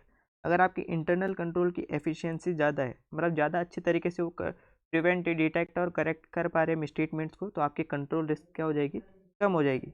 वहीं बात करें अगर जो एफिशिएंसी उनकी इंटरनल कंट्रोल वगैरह की वो है कम, मतलब वो कम आपके ना तो प्रिवेंट कर पा रही ना डिटेक्ट कर पा रही ना एक्चुअल टाइम पर उनको करेक्ट किया जा रहा है, तो इस तरह से जो है कंट्रोल रिस्क आपके बढ़ जाएंगे। ठीक है, ये 2 चीज़ें आपको ध्यान रखनी है, इसमें इन्वर्स रिलेशन यहाँ पर पाया जाता है। इसका एक एग्जाम्पल लेकर अपन समझते हैं। बोला गया है कि एक कंपनी है, उन्होंने कंट्रोल के तौर पर जो है मतलब किससे रिलेटेड कंट्रोल लगाया गया यहाँ पर, कैश और चेक बुक से रिलेटेड, कि उनको जो है एक लॉक्ड तौर पर रखा जाएगा सेफ्टी के लिए, और केवल जो है ऑथोराइज पर्सनल को यहाँ पर ग्रांटेड किया जाएगा। जब भी जो है बारी आएगी, ठीक है, वो उसको खोलने वगैरह की, तो वो लॉकर जो यहाँ पर उस ऑथोराइज पर्सन को ही खोलने दिया जाएगा। अब देखिए हो यहाँ पर कंट्रोल रिस्क कैसे इनएफिशिएंट हो सकते हैं कि जो रिस्क है कि कंट्रोल जो यहाँ पर लगाए गए हैं उनको ही फॉलो नहीं किया जा रहा है, मतलब जो कंट्रोल यहाँ पर लगाए वो ठीक तरह से ना तो प्रिवेंट कर पा रहे, ना डिटेक्ट कर पा रहे, ना करेक्ट कर पा रहे मिसस्टेटमेंट्स को। यहाँ पर क्या गया कहा गया यहाँ पर कि जो लॉक लगाए गए थे सेफ्टी के लिए और उसको जो है केवल ऑथोराइज पर्सन खोल सकते थे, तो क्या हो अगर जो यहाँ पर ऑथोराइज पर्सन के लिए जो यहाँ पर सेफ्टी रखी गई है केवल ऑथोराइज पर्सन ही उन्हें खोल पाए, तो अगर उनको जो यहाँ पर किसी भी व्यक्ति द्वारा खोलने को दे दिया जाए तो यहाँ पर कंट्रोल ही फॉलो नहीं हो रहा है, जिसके कारण से आपके कंट्रोल रिस्क अराइज हो जाएगी। सेकेंड एग्जाम्पल देखिए, यहाँ पर बोला गया कि एक एंटिटी जो है उन्होंने फायर एक्सटिंग्विश जो यहाँ पर लगाए हैं ताकि जो स्मोक डिटेक्टर्स है, फायर वगैरह लग जाती है तब ये काम में आता है। ठीक है, और ये किस लिए लगाया ताकि जो फायर हो उससे ज़्यादा डैमेज ना हो इन्वेंट्रीज में। ठीक है, अब क्या हो कि ये जो एक्सटिंग्विश लगाए हैं, फायर एक्सटिंग्विश और जो स्मोक डिटेक्टर्स लगाए हैं, अगर ये पहले से ही एक्सपायर्ड हो या फिर जो ये प्रॉपर्ली काम ना करो, ये इनमें जो यहाँ पर गैस वगैरह प्रॉपर्ली नहीं भरी हो, ठीक है, तो जब भी यहाँ पर ये मिसस्टेटमेंट होगी यानी कि फायर वगैरह लग जाएगी, ये प्रॉपर्ली वर्क नहीं करेंगे तो कंट्रोल रिस्क जो यहाँ पर अराइज हो जाएगी। ठीक है, तो कि अपन ने कंट्रोल तो लगाए पर उसका जो है प्रॉपर्ली रिजल्ट अपन को नहीं मिल रहा है, वो ठीक तरह से काम ही नहीं कर रहे, तो उसका कोई मतलब ही नहीं है। थर्ड पॉइंट आप देखिए, यहाँ पर बोला गया कि एक कंपनी ने कंट्रोल लगाया किससे रिलेटेड, पेटी कैश से रिलेटेड, और उसमें क्या कहा गया कि जो एक्सपेंडिचर है ओनली लेस देन 10,000 उसको जो है रूट किया जाएगा थ्रू इम्प्रेस्ड सिस्टम ऑफ पेटी कैश। अब देखिए ये एक तरह से कंट्रोल लगाया गया ताकि पेटी कैश को जो एक्सपेंसेस है उनको कंट्रोल किया जा सके, तो ये हो गया आपके कंट्रोल। आप उसको जो है अगर आप प्रॉपरली फॉलो नहीं कर रहे हो यहाँ पर बोला गया control is not being followed. तो अगर आप कंट्रोल को प्रॉपरली फॉलो नहीं कर रहे तो यहाँ पर अराइज हो जाती है आपके कंट्रोल रिस्क। ठीक है, तो सिर्फ दो चीज़ें आपको सिर्फ यहाँ पर ध्यान रखनी है कि जो इन्वर्स रिलेशन किसके के बीच में होता है, एफिशिएंसी ऑफ इंटरनल कंट्रोल, ये वाला पॉइंट जो यहाँ पर अपन ने देखा है, एफिशिएंसी ऑफ इंटरनल कंट्रोल और कंट्रोल रिस्क, इसमें इन्वर्स रिलेशन आपको लेकर चलना है। अगर कंट्रोल आपके प्रॉपरली लगे हुए हैं, ठीक है, कंट्रोल प्रॉपरली काम कर रहे हैं, एफिशिएंट हैं, तो कंट्रोल रिस्क जो आपके कम होगी। और कंट्रोल रिस्क अगर काम नहीं करे तो इंटरनल कंट्रोल अगर प्रॉपरली काम नहीं करे तो कंट्रोल रिस्क आपके ज़्यादा होगी। ठीक है, तो इस तरह से इन्वर्स रिलेशन में पाया जाता है। नेक्स्ट जो बात करते हैं यहाँ पर डिटेक्शन रिस्क की, तो जब भी एक ऑडिटर यहाँ पर किसी भी एंटिटी में जाता है ताकि वो ऑडिट करने जाए, ऑडिट कर पाए और एक ओपिनियन दे पाए, तो उसको जो यहाँ पर कुछ प्रोसीजर्स वगैरह लगाने पड़ते हैं, ऑडिटेड टूल्स लगाने पड़ते हैं जो मैंने आपको बताया था। ठीक है, वो चीज़ें यहाँ पर क्यों लगाई जाती है, ताकि वो ऑडिट में नहीं, जो एंटिटी है उसमें जो रिस्क है वो आइडेंटिफाई कर पाए प्रॉपर्ली। तो एक ऑडिटर का ये जो काम है कि वो रिस्क को अच्छे तरीके से सबसे पहले आइडेंटिफाई करे, फिर उसको जो मैनेजमेंट के साथ डिस्कस करे, मैनेजमेंट को चीज़ बताए कि ये आपके एंटिटी में जो है मटीरियल मिसट्रीटमेंट है। पर जब रिस्क जो है, जो डिटेक्शन रिस्क है, वो कब अराइज होती है, जब ऑडिटर ही उस रिस्क को आइडेंटिफाई ना कर पाए जो कि एंटिटी में मौजूद है। मतलब जो एंटिटी है उसमें अगर कोई रिस्क है, उसके फाइनेंशियल स्टेटमेंट्स में रिस्क है और उसको जो एक ऑडिटर आइडेंटिफाई न कर पाए, ठीक है, उसको अपन कवर करते हैं डिटेक्शन रिस्क के अंदर। जैसे कि यहाँ पर एक एग्जांपल लिया हुआ है कि जो डिटेक्शन रिस्क है दो टाइप की होती है, सैम्पलिंग और नॉन सैम्पलिंग रिस्क, वो पे अपन देखेंगे। सबसे पहले इसका एक एग्जांपल कवर करते हैं। पहला एग्जांपल है कि जो सीजेबल वर्क इन प्रोग्रेस इन्वेंट्रीज है फाइनेंशियल स्टेटमेंट में, कि मतलब सीधा सा अगर मैं आपको नॉर्मल लैंग्वेज में बताऊं कि जो इन्वेंट्रीज होती है, ऑडिटर क्या कर सकता है कि ऑडिटर जो है, जो ऑडिट प्रोसीजर्स होते हैं उसको लगाते हुए प्रॉपरली इन्वेंट्री की चेकिंग उसको करनी पड़ती है। कि उसमें अपन को देखना पड़ता है कि इन्वेंट्री जो है पर जो मैनेजमेंट ने अपने फाइनेंशियल स्टेटमेंट में बता रखी है वो एक्चुअली में उसके पास है भी या नहीं है। ठीक है, वो उसकी ही है, मतलब उसके ही ऑन करती है, मतलब उसी की ओनरशिप उस पर है या नहीं, ये चीज़ें चेक की जाती है।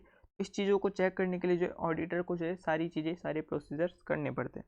अब इसमें कौन कौन से प्रोसीजर्स होते हैं, उसमें वो इंक्वायरी यानी कि पूछताछ कर सकता है, उसमें वो इंस्पेक्शन कर सकता है, कुछ जाकर दे सकता है। ठीक है, उसमें वो रिकैलकुलेशन, री परफॉर्मेंस, यहाँ पर ऐसी ऐसी चीज़ें यहाँ पर कर सकते हैं।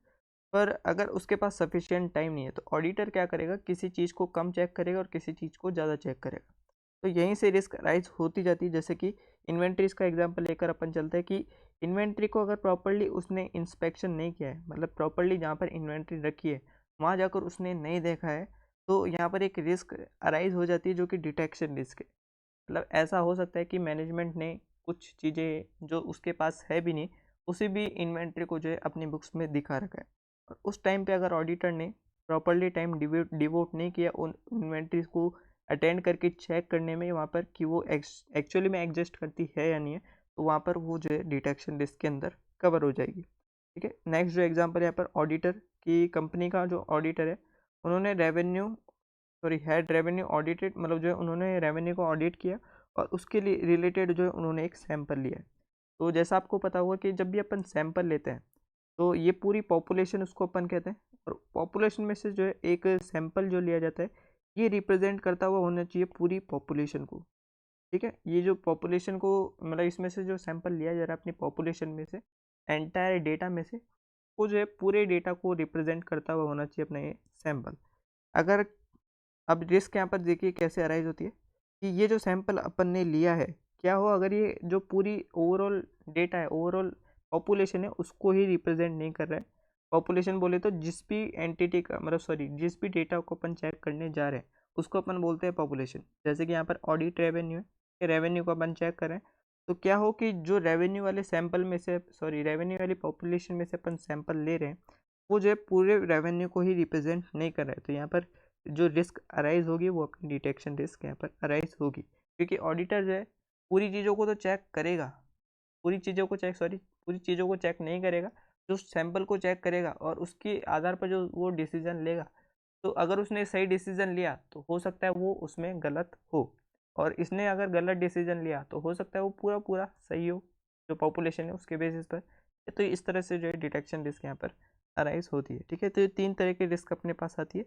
सबसे पहले दो रिस्क जो यहाँ पर मैनेजमेंट के लेवल पर होती है, जिसको अपन क्या क्या बोलते हैं, इनहेरेंट रिस्क और कंट्रोल रिस्क। इसके बाद जो रिस्क आती है अपने पास डिटेक्शन रिस्क आती है, ये ऑडिटर के लेवल पर आती है, जिसमें ऑडिटर जो यहाँ पर जब भी वो ऑडिट करने जाता है एंटिटी के पास, ठीक है, तो वो डिटेक्ट नहीं कर पाता कि एंटिटी में क्या क्या मिसस्टेटमेंट्स हैं, ठीक है। इस तरह से 3 रिस्क अपन ने देख लिए, जो कि अपने रिस्क ऑफ मटेरियल मिसस्टेटमेंट के 2 कंपोनेंट और एक डिटेक्शन रिस्क वाला है। तो अब देखो यहाँ पर जो डिटेक्शन रिस्क की अपन बात कर रहे हैं, इसमें 2 तरह के रिस्क यहाँ पर इंक्लूडेड होती है। जैसे कि आप एक नॉर्मल एग्जांपल लेकर चलो कि एक ऑडिटर जब भी जाता है एक एंटिटी में, तो उसके पास जो है एक लिमिटेड टाइम रहता है, लिमिटेड टाइम में उसको ऑडिट भी करनी पड़ती है और सभी चीज़ों को इंश्योर भी करना पड़ता है कि ये चीज़ें जो है प्रॉपर्ली करेक्ट है या नहीं। और जैसा कि भी अपन ने देखा कि बड़ी एंटिटी होती है में लार्ज नंबर ऑफ ट्रांजेक्शन ज़्यादा होंगे, उसमें कॉम्प्लेक्सिटी ज़्यादा होगी, तो इस तरह से जो है हर चीज़ को जो चेक करना है पॉसिबल नहीं हो पाएगा, हर चीज़ को जो है एक ऑडिटर चेक नहीं कर सकता। इसीलिए जो है ऑडिटर को 2 तरह की जो है टेक्निक्स दी जाती हैं यहाँ पर, कि या तो वो जो है पूरी चीज़ों को जो है सैंपल के तौर पर चेक कर ले, मतलब जो एंटायर पॉपुलेशन जो भी अपन ने देखा है कि पूरी पॉपुलेशन पूरा डेटा यहाँ पर ले ले और उसको रिप्रेजेंट करता हुआ एक सैंपल उसमें से निकाल ले और उसकी चेकिंग यहाँ पर कर ली जाए कि वो जो है सैंपल उसमें देखा जाएगा, अगर इसमें गड़बड़ी है तो जो है पूरे पॉपुलेशन को चेक किया जाएगा। पर अगर उस सैंपल में गड़बड़ी नहीं है तो ये माना जाएगा कि पूरा पॉपुलेशन भी बिल्कुल करेक्ट है, ठीक है। तो ये हो जाती है यहाँ पर सैंपल। और दूसरी बात आ जाती है कि आप पूरी पूरी चेक करो, यानी कि नॉन सैम्पलिंग। तो पूरी पूरी चेकिंग करो, मतलब जो है एक ऑडिटर कहाँ पर जो है पूरी पूरी चेकिंग करेगा, जहाँ पर ज़्यादा कॉम्प्लेक्सिटी ना हो, जहाँ पर जो है कम चीज़ें इन्वॉल्व हो, ठीक है। उन चीज़ों में जो है यहाँ पर वो नॉन सैम्पलिंग कर लेता है, यानी कि सीधा सीधा उसको पूरा पूरा चेक कर लेता है। पर यहीं पर रिस्क 2 तरह की जो अराइज होती है कि ऑडिटर जब भी चेक करता है उन चीज़ों को, तो डिटेक्शन रिस्क कैसे कैसे अराइज हो सकती है। तो अगर वो सैम्पलिंग कर रहा है तो यहाँ पर सैम्पलिंग रिस्क अराइज हो सकती है, और अगर वो सैम्पलिंग नहीं कर रहा है यानी कि पूरी पूरी चीज़ें चेक कर रहा है, तो नॉन सैम्पलिंग रिस्क भी यहाँ पर अराइज हो सकती है। और इससे रिलेटेड जो है 2 एग्जाम्पल मैंने आपको पहले ही बता दिए। सैम्पलिंग रिस्क में जो है मैंने आपको बताया कि सैम्पलिंग ऑडिटर कर रहा है, पर अगर जो है पूरे पॉपुलेशन को जो है वो सैंपल रिप्रेजेंट नहीं कर पा रहा है, तो जो है आपका जो ओपिनियन है वो, मतलब जो भी आप चीज़ें करेक्ट कर रहे हो, जो जो चीज़ें यहाँ पर आइडेंटिफाई करना चाह रहे हो वो गलत हो सकती है, तो यहाँ पर सैम्पलिंग रिस्क अराइज हो सकता है। और नॉन सैम्पलिंग रिस्क जो है वो अपन ने फर्स्ट वाले एग्जांपल में देखा कि जो है इन्वेंट्री जो चेक करने जा रहे हो आप, वो आप प्रॉपरली टाइम नहीं दे पा रहे हो, वहाँ पर जो एग्जिस्टेंस है उसकी वो चेक करने जा ही नहीं रहे हो आप, ठीक है। आप जो है जो डॉक्यूमेंट्स है उसके बेसिस पर ये मान रहे हो कि जो एंटिटी यहाँ पर सॉरी जो इन्वेंट्री यहाँ पर बुक्स में बताई गई है वो एक्चुअल में भी एग्जिस्ट करती होगी, ठीक है। उसको आपने इंस्पेक्शन वगैरह प्रॉपरली वहाँ पर फिजिकली जाकर नहीं किया, ठीक है। तो इस तरह से जो है 2 रिस्क यहाँ पर डिटेक्शन रिस्क में इंक्लूडेड होती है, सैम्पलिंग रिस्क और नॉन सैम्पलिंग रिस्क। अब कौन कौन सी रिस्क जो है ऑडिट में इंक्लूड नहीं करते अपन ऑडिट में, जो यहाँ पर बिजनेस रिस्क जो भी होती है, बिजनेस रिस्क यानी कि जो भी लिटिगेशन से रिलेटेड होती है, लॉस ऑफ लिटिगेशन, मतलब किसी भी लिटिगेशन वगैरह को अपन हार जाए। एडवर्स पब्लिसिटी यानी कि किसी भी की भी नेगेटिव पब्लिसिटी अगर हो जाती है, जैसा कि अगर आपने देखा होगा कि मैगी की जो नेगेटिव पब्लिसिटी हो गई थी कि मैगी को जो यहाँ पर जो किसी भी यहाँ पर अजीब मांस वगैरह से ऐसे बनाया जाता है, तो ऐसे यहाँ पर बोला गया था, ठीक है।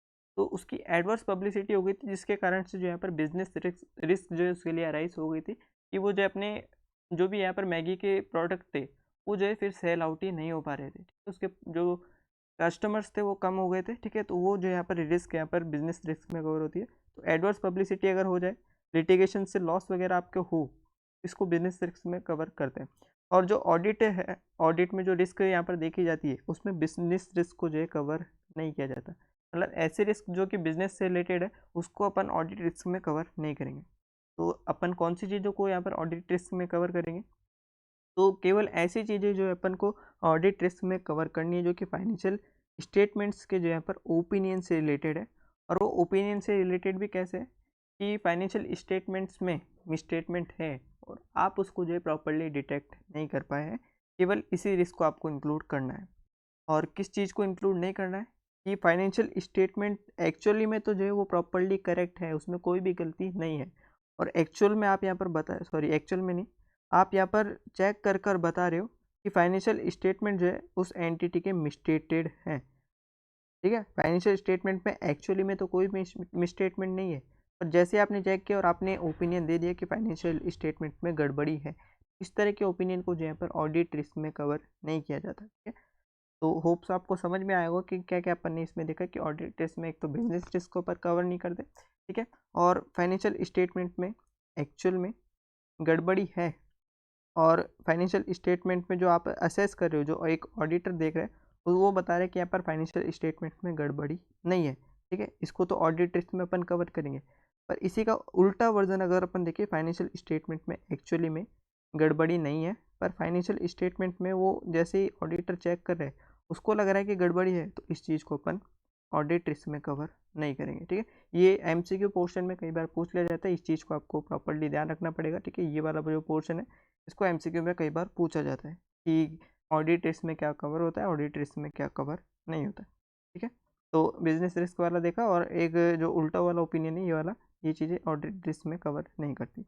अब बात करते हैं असेसमेंट ऑफ रिस्क, मतलब जब भी एक ऑडिटर रिस्क को असेस करने जाएगा तो उसमें जो है उस मतलब जो है किस तरह वो रिस्क को असेस करेगा, क्या चीज़ें वो रिस्क मानेगा, किस चीज़ों को रिस्क नहीं मानेगा, वो चीज़ें कैसे डिसाइड की जाती है।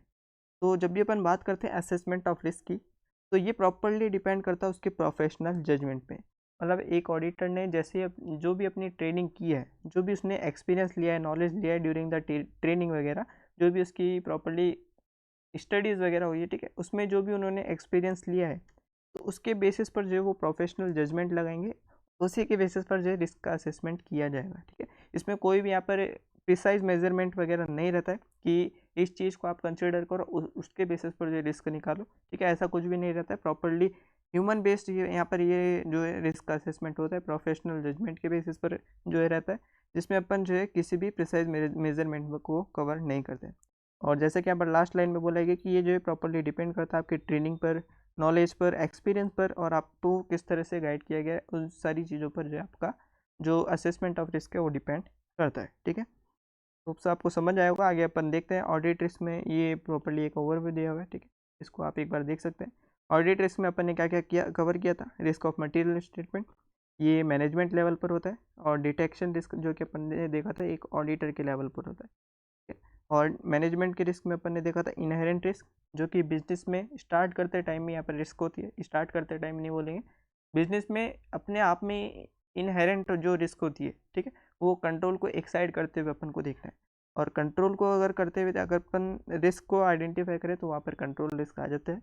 और डिटेक्शन रिस्क में अपन ने देखा था कि ऑडिटर के साइड से होती है, ऑडिटर जो चेकिंग करता है तो वो सैंपल के बेसिस पर भी कर सकता है, और विदाउट सैम्पलिंग यानी कि प्रॉपरली पूरी चेकिंग करके भी कर सकता है। और इसमें जो रिस्क अराइज होती है वो सैम्पलिंग रिस्क हो जाती है और नॉन सैम्पलिंग रिस्क हो जाती है, ठीक है। अब यहाँ पर बात की जाती है कि combination of assessment of risk of material misstatement, मतलब ये जो रिस्क ऑफ मटेरियल मिसस्टेटमेंट है, इसमें दो चीज़ें अपन ने देखी है अभी, इनहेरेंट रिस्क और कंट्रोल रिस्क।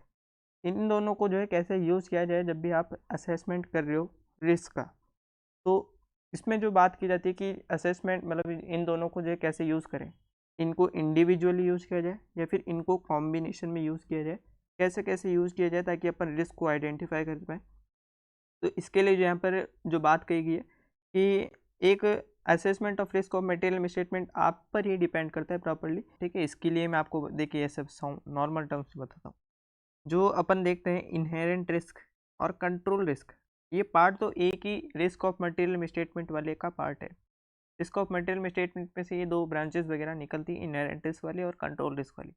अब एक ऑडिटर या तो वो दोनों को एक साथ कंबाइन यानी कि रिस्क ऑफ मटेरियल में स्टेटमेंट के तौर पर उसको एप्लीकेबल कर सकता है, या फिर इनको अलग अलग भी एप्लीकेबल कर सकता है ताकि वो रिस्क को आइडेंटिफाई कर पाए। इनहेरेंट रिस्क को अलग लगा लिया, कंट्रोल रिस्क को अलग लगा लिया, या फिर दोनों को कंबाइन करते हुए रिस्क ऑफ मटेरियल में स्टेटमेंट को एक साथ लगा लिया ताकि रिस्क को वो प्रॉपरली आइडेंटिफाई कर पाए, ठीक है।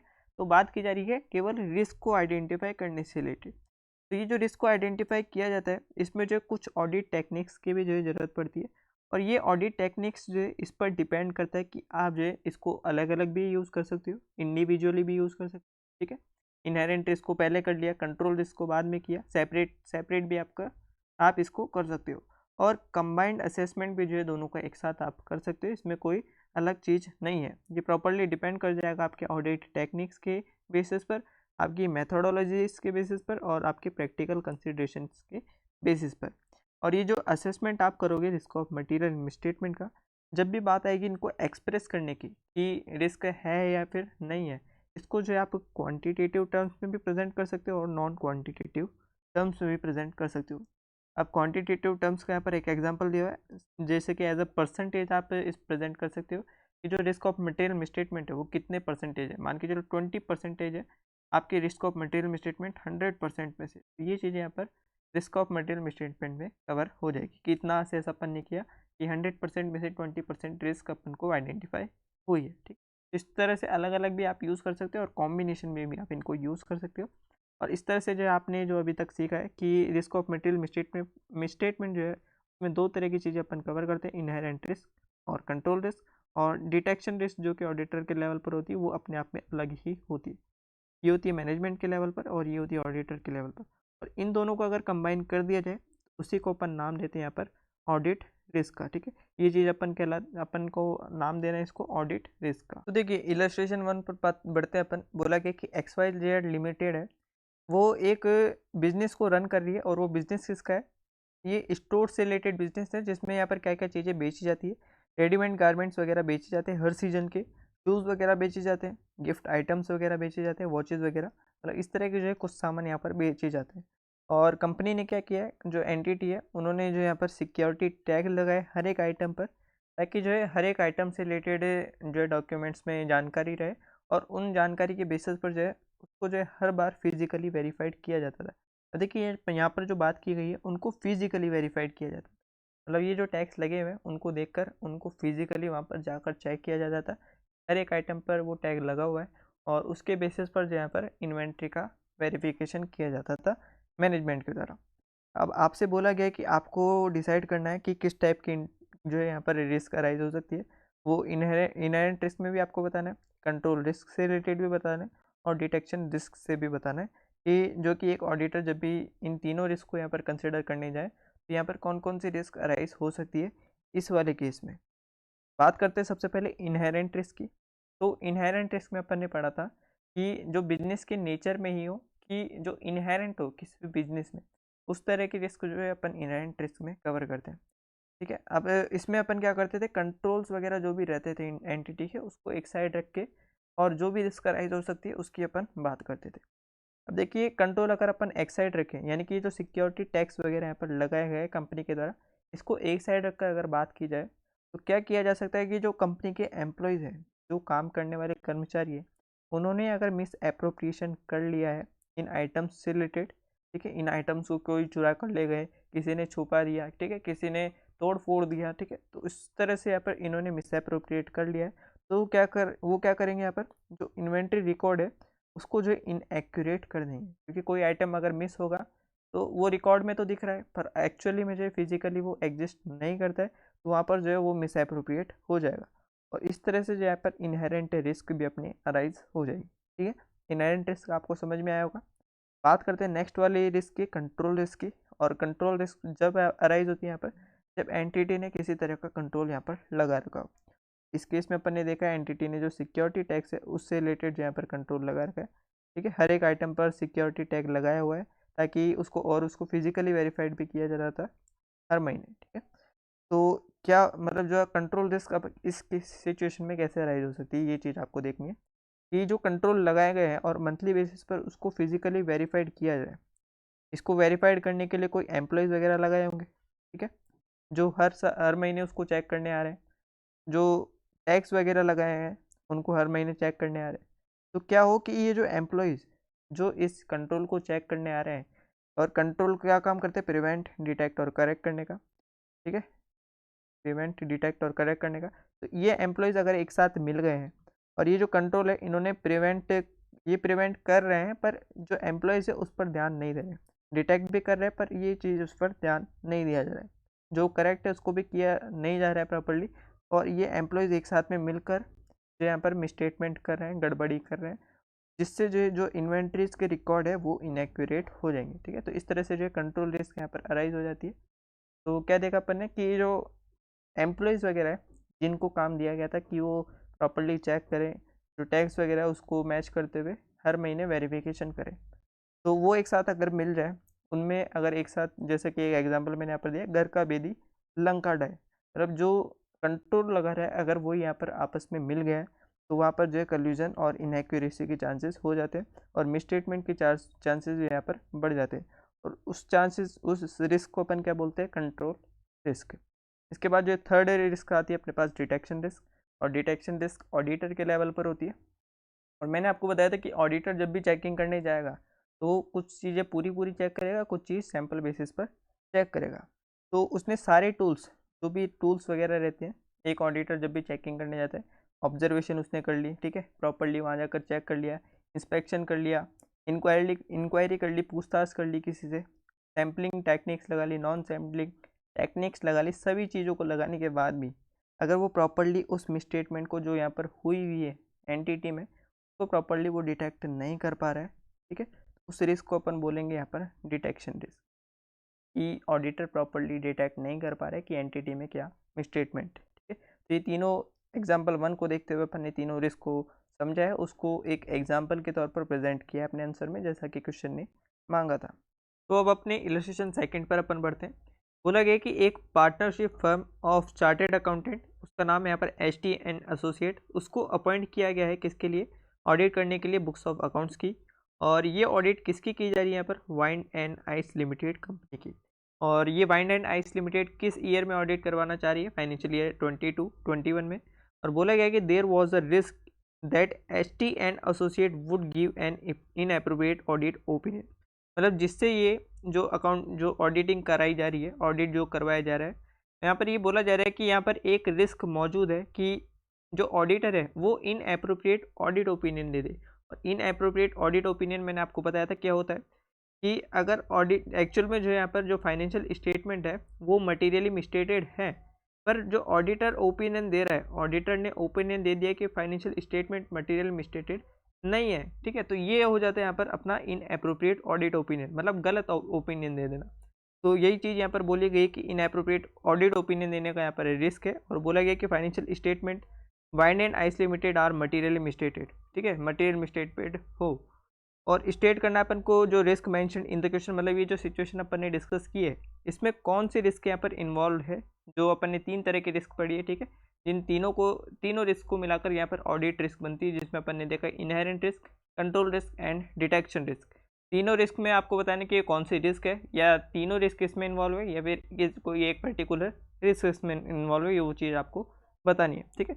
तो देखिए अब आपको पता होगा कि जब भी बात आ जाती है यहाँ पर ऑडिट ओपिनियन देने की, तो वहाँ पर जो है इन्वॉल्वमेंट हो जाता है ऑडिट रिस्क का, ठीक है, क्योंकि ऑडिट रिस्क में तीनों तरह की मतलब जो है पूरी चीज़ें, इनहेरेंट रिस्क, कंट्रोल रिस्क और डिटेक्शन रिस्क, तीनों को जो है कंसिडर करने के बाद जो है एक ऑडिटर ओपिनियन देता है, और ऑडिटर ओपिनियन दे रहा है तो वो तीनों चीज़ें कवर होती है किसमें, अपने ऑडिट रिस्क में। जैसे कि मैं एक चार्ट जो ऊपर देखा था अपन ने, वो भी मैं आपको बताया था, ऑडिट रिस्क में अपन ने तीनों तरह की मिसस्टेटमेंट कवर की थी, इनहेरेंट रिस्क को, कंट्रोल रिस्क को और डिटेक्शन रिस्क को, ठीक है। तो यहाँ पर ओपिनियन से रिलेटेड रिस्क है कि ओपिनियन गलत हो सकता है, मटेरियल मिसस्टेटमेंट हो नहीं हो और उसको बता दिया जाए, ठीक है। तो इस केस में अपन जो ऑडिट ओपिनियन देंगे, मतलब जो रिस्क अपनी होगी वो अपनी कौन सी हो जाएगी यहाँ पर, ऑडिट रिस्क। तो ये मटेरियल मिसस्टेटमेंट हो सकता है, तो अपना आंसर क्या होगा इस क्वेश्चन में, कि ये जो रिस्क है जो क्वेश्चन में मेंशन की गई है, give an inappropriate audit opinion, वो अपने ऑडिट रिस्क के अंदर कवर होती है, ठीक है।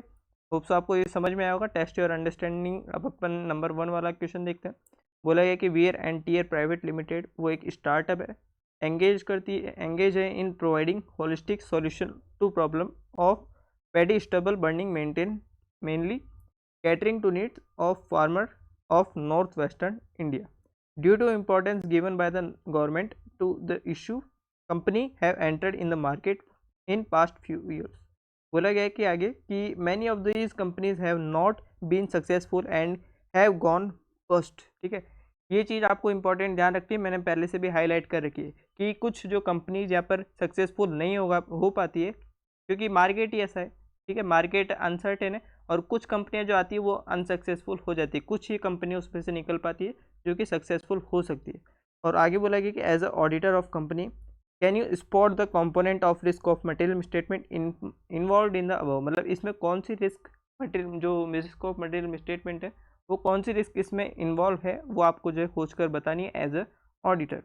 तो जैसा अपन ने देखा था स्टार्टिंग में कि कोई भी कंपनी अपने साथ जो रिस्क लेकर आती है उसको अपन कवर करते हैं इनहेरेंट रिस्क में। इससे रिलेटेड एक एग्जांपल भी अपन ने देखा था कि कंपनी नए मार्केट में एंटर कर रही है, वो अपने जो यहाँ पर नए मार्केट में एंटर करते ही वो डूब ना जाए, इसलिए जो है वो फाइनेंशियल स्टेटमेंट मटीरियली मिसस्टेटेड कर देती है, ठीक है। तो उस रिस्क को अपन इनहेरेंट रिस्क में कवर करते थे। सेम केस यहाँ पर बताया गया कि कुछ कंपनियाँ जो आ रही है कुछ सक्सेसफुल हो जाती है, कुछ अधिकतर सक्सेसफुल यहाँ पर नहीं हो पाती। यहाँ पर बोला गया many of this companies have not been successful, अधिकतर कंपनियाँ पर सक्सेसफुल नहीं हो पाती। तो ये कंपनियाँ क्या करेगी, ये कंपनियाँ अपनी जो फाइनेंशियल स्टेटमेंट्स है उसको मटीरियली मिसस्टेटेड करेगी, ठीक है, ताकि वो अपने फाइनेंशियल स्टेटमेंट को अच्छा बताकर जो है मार्केट में टिके रह सके और उसमें अच्छे अच्छे इन्वेस्टर को अट्रैक्ट कर सके।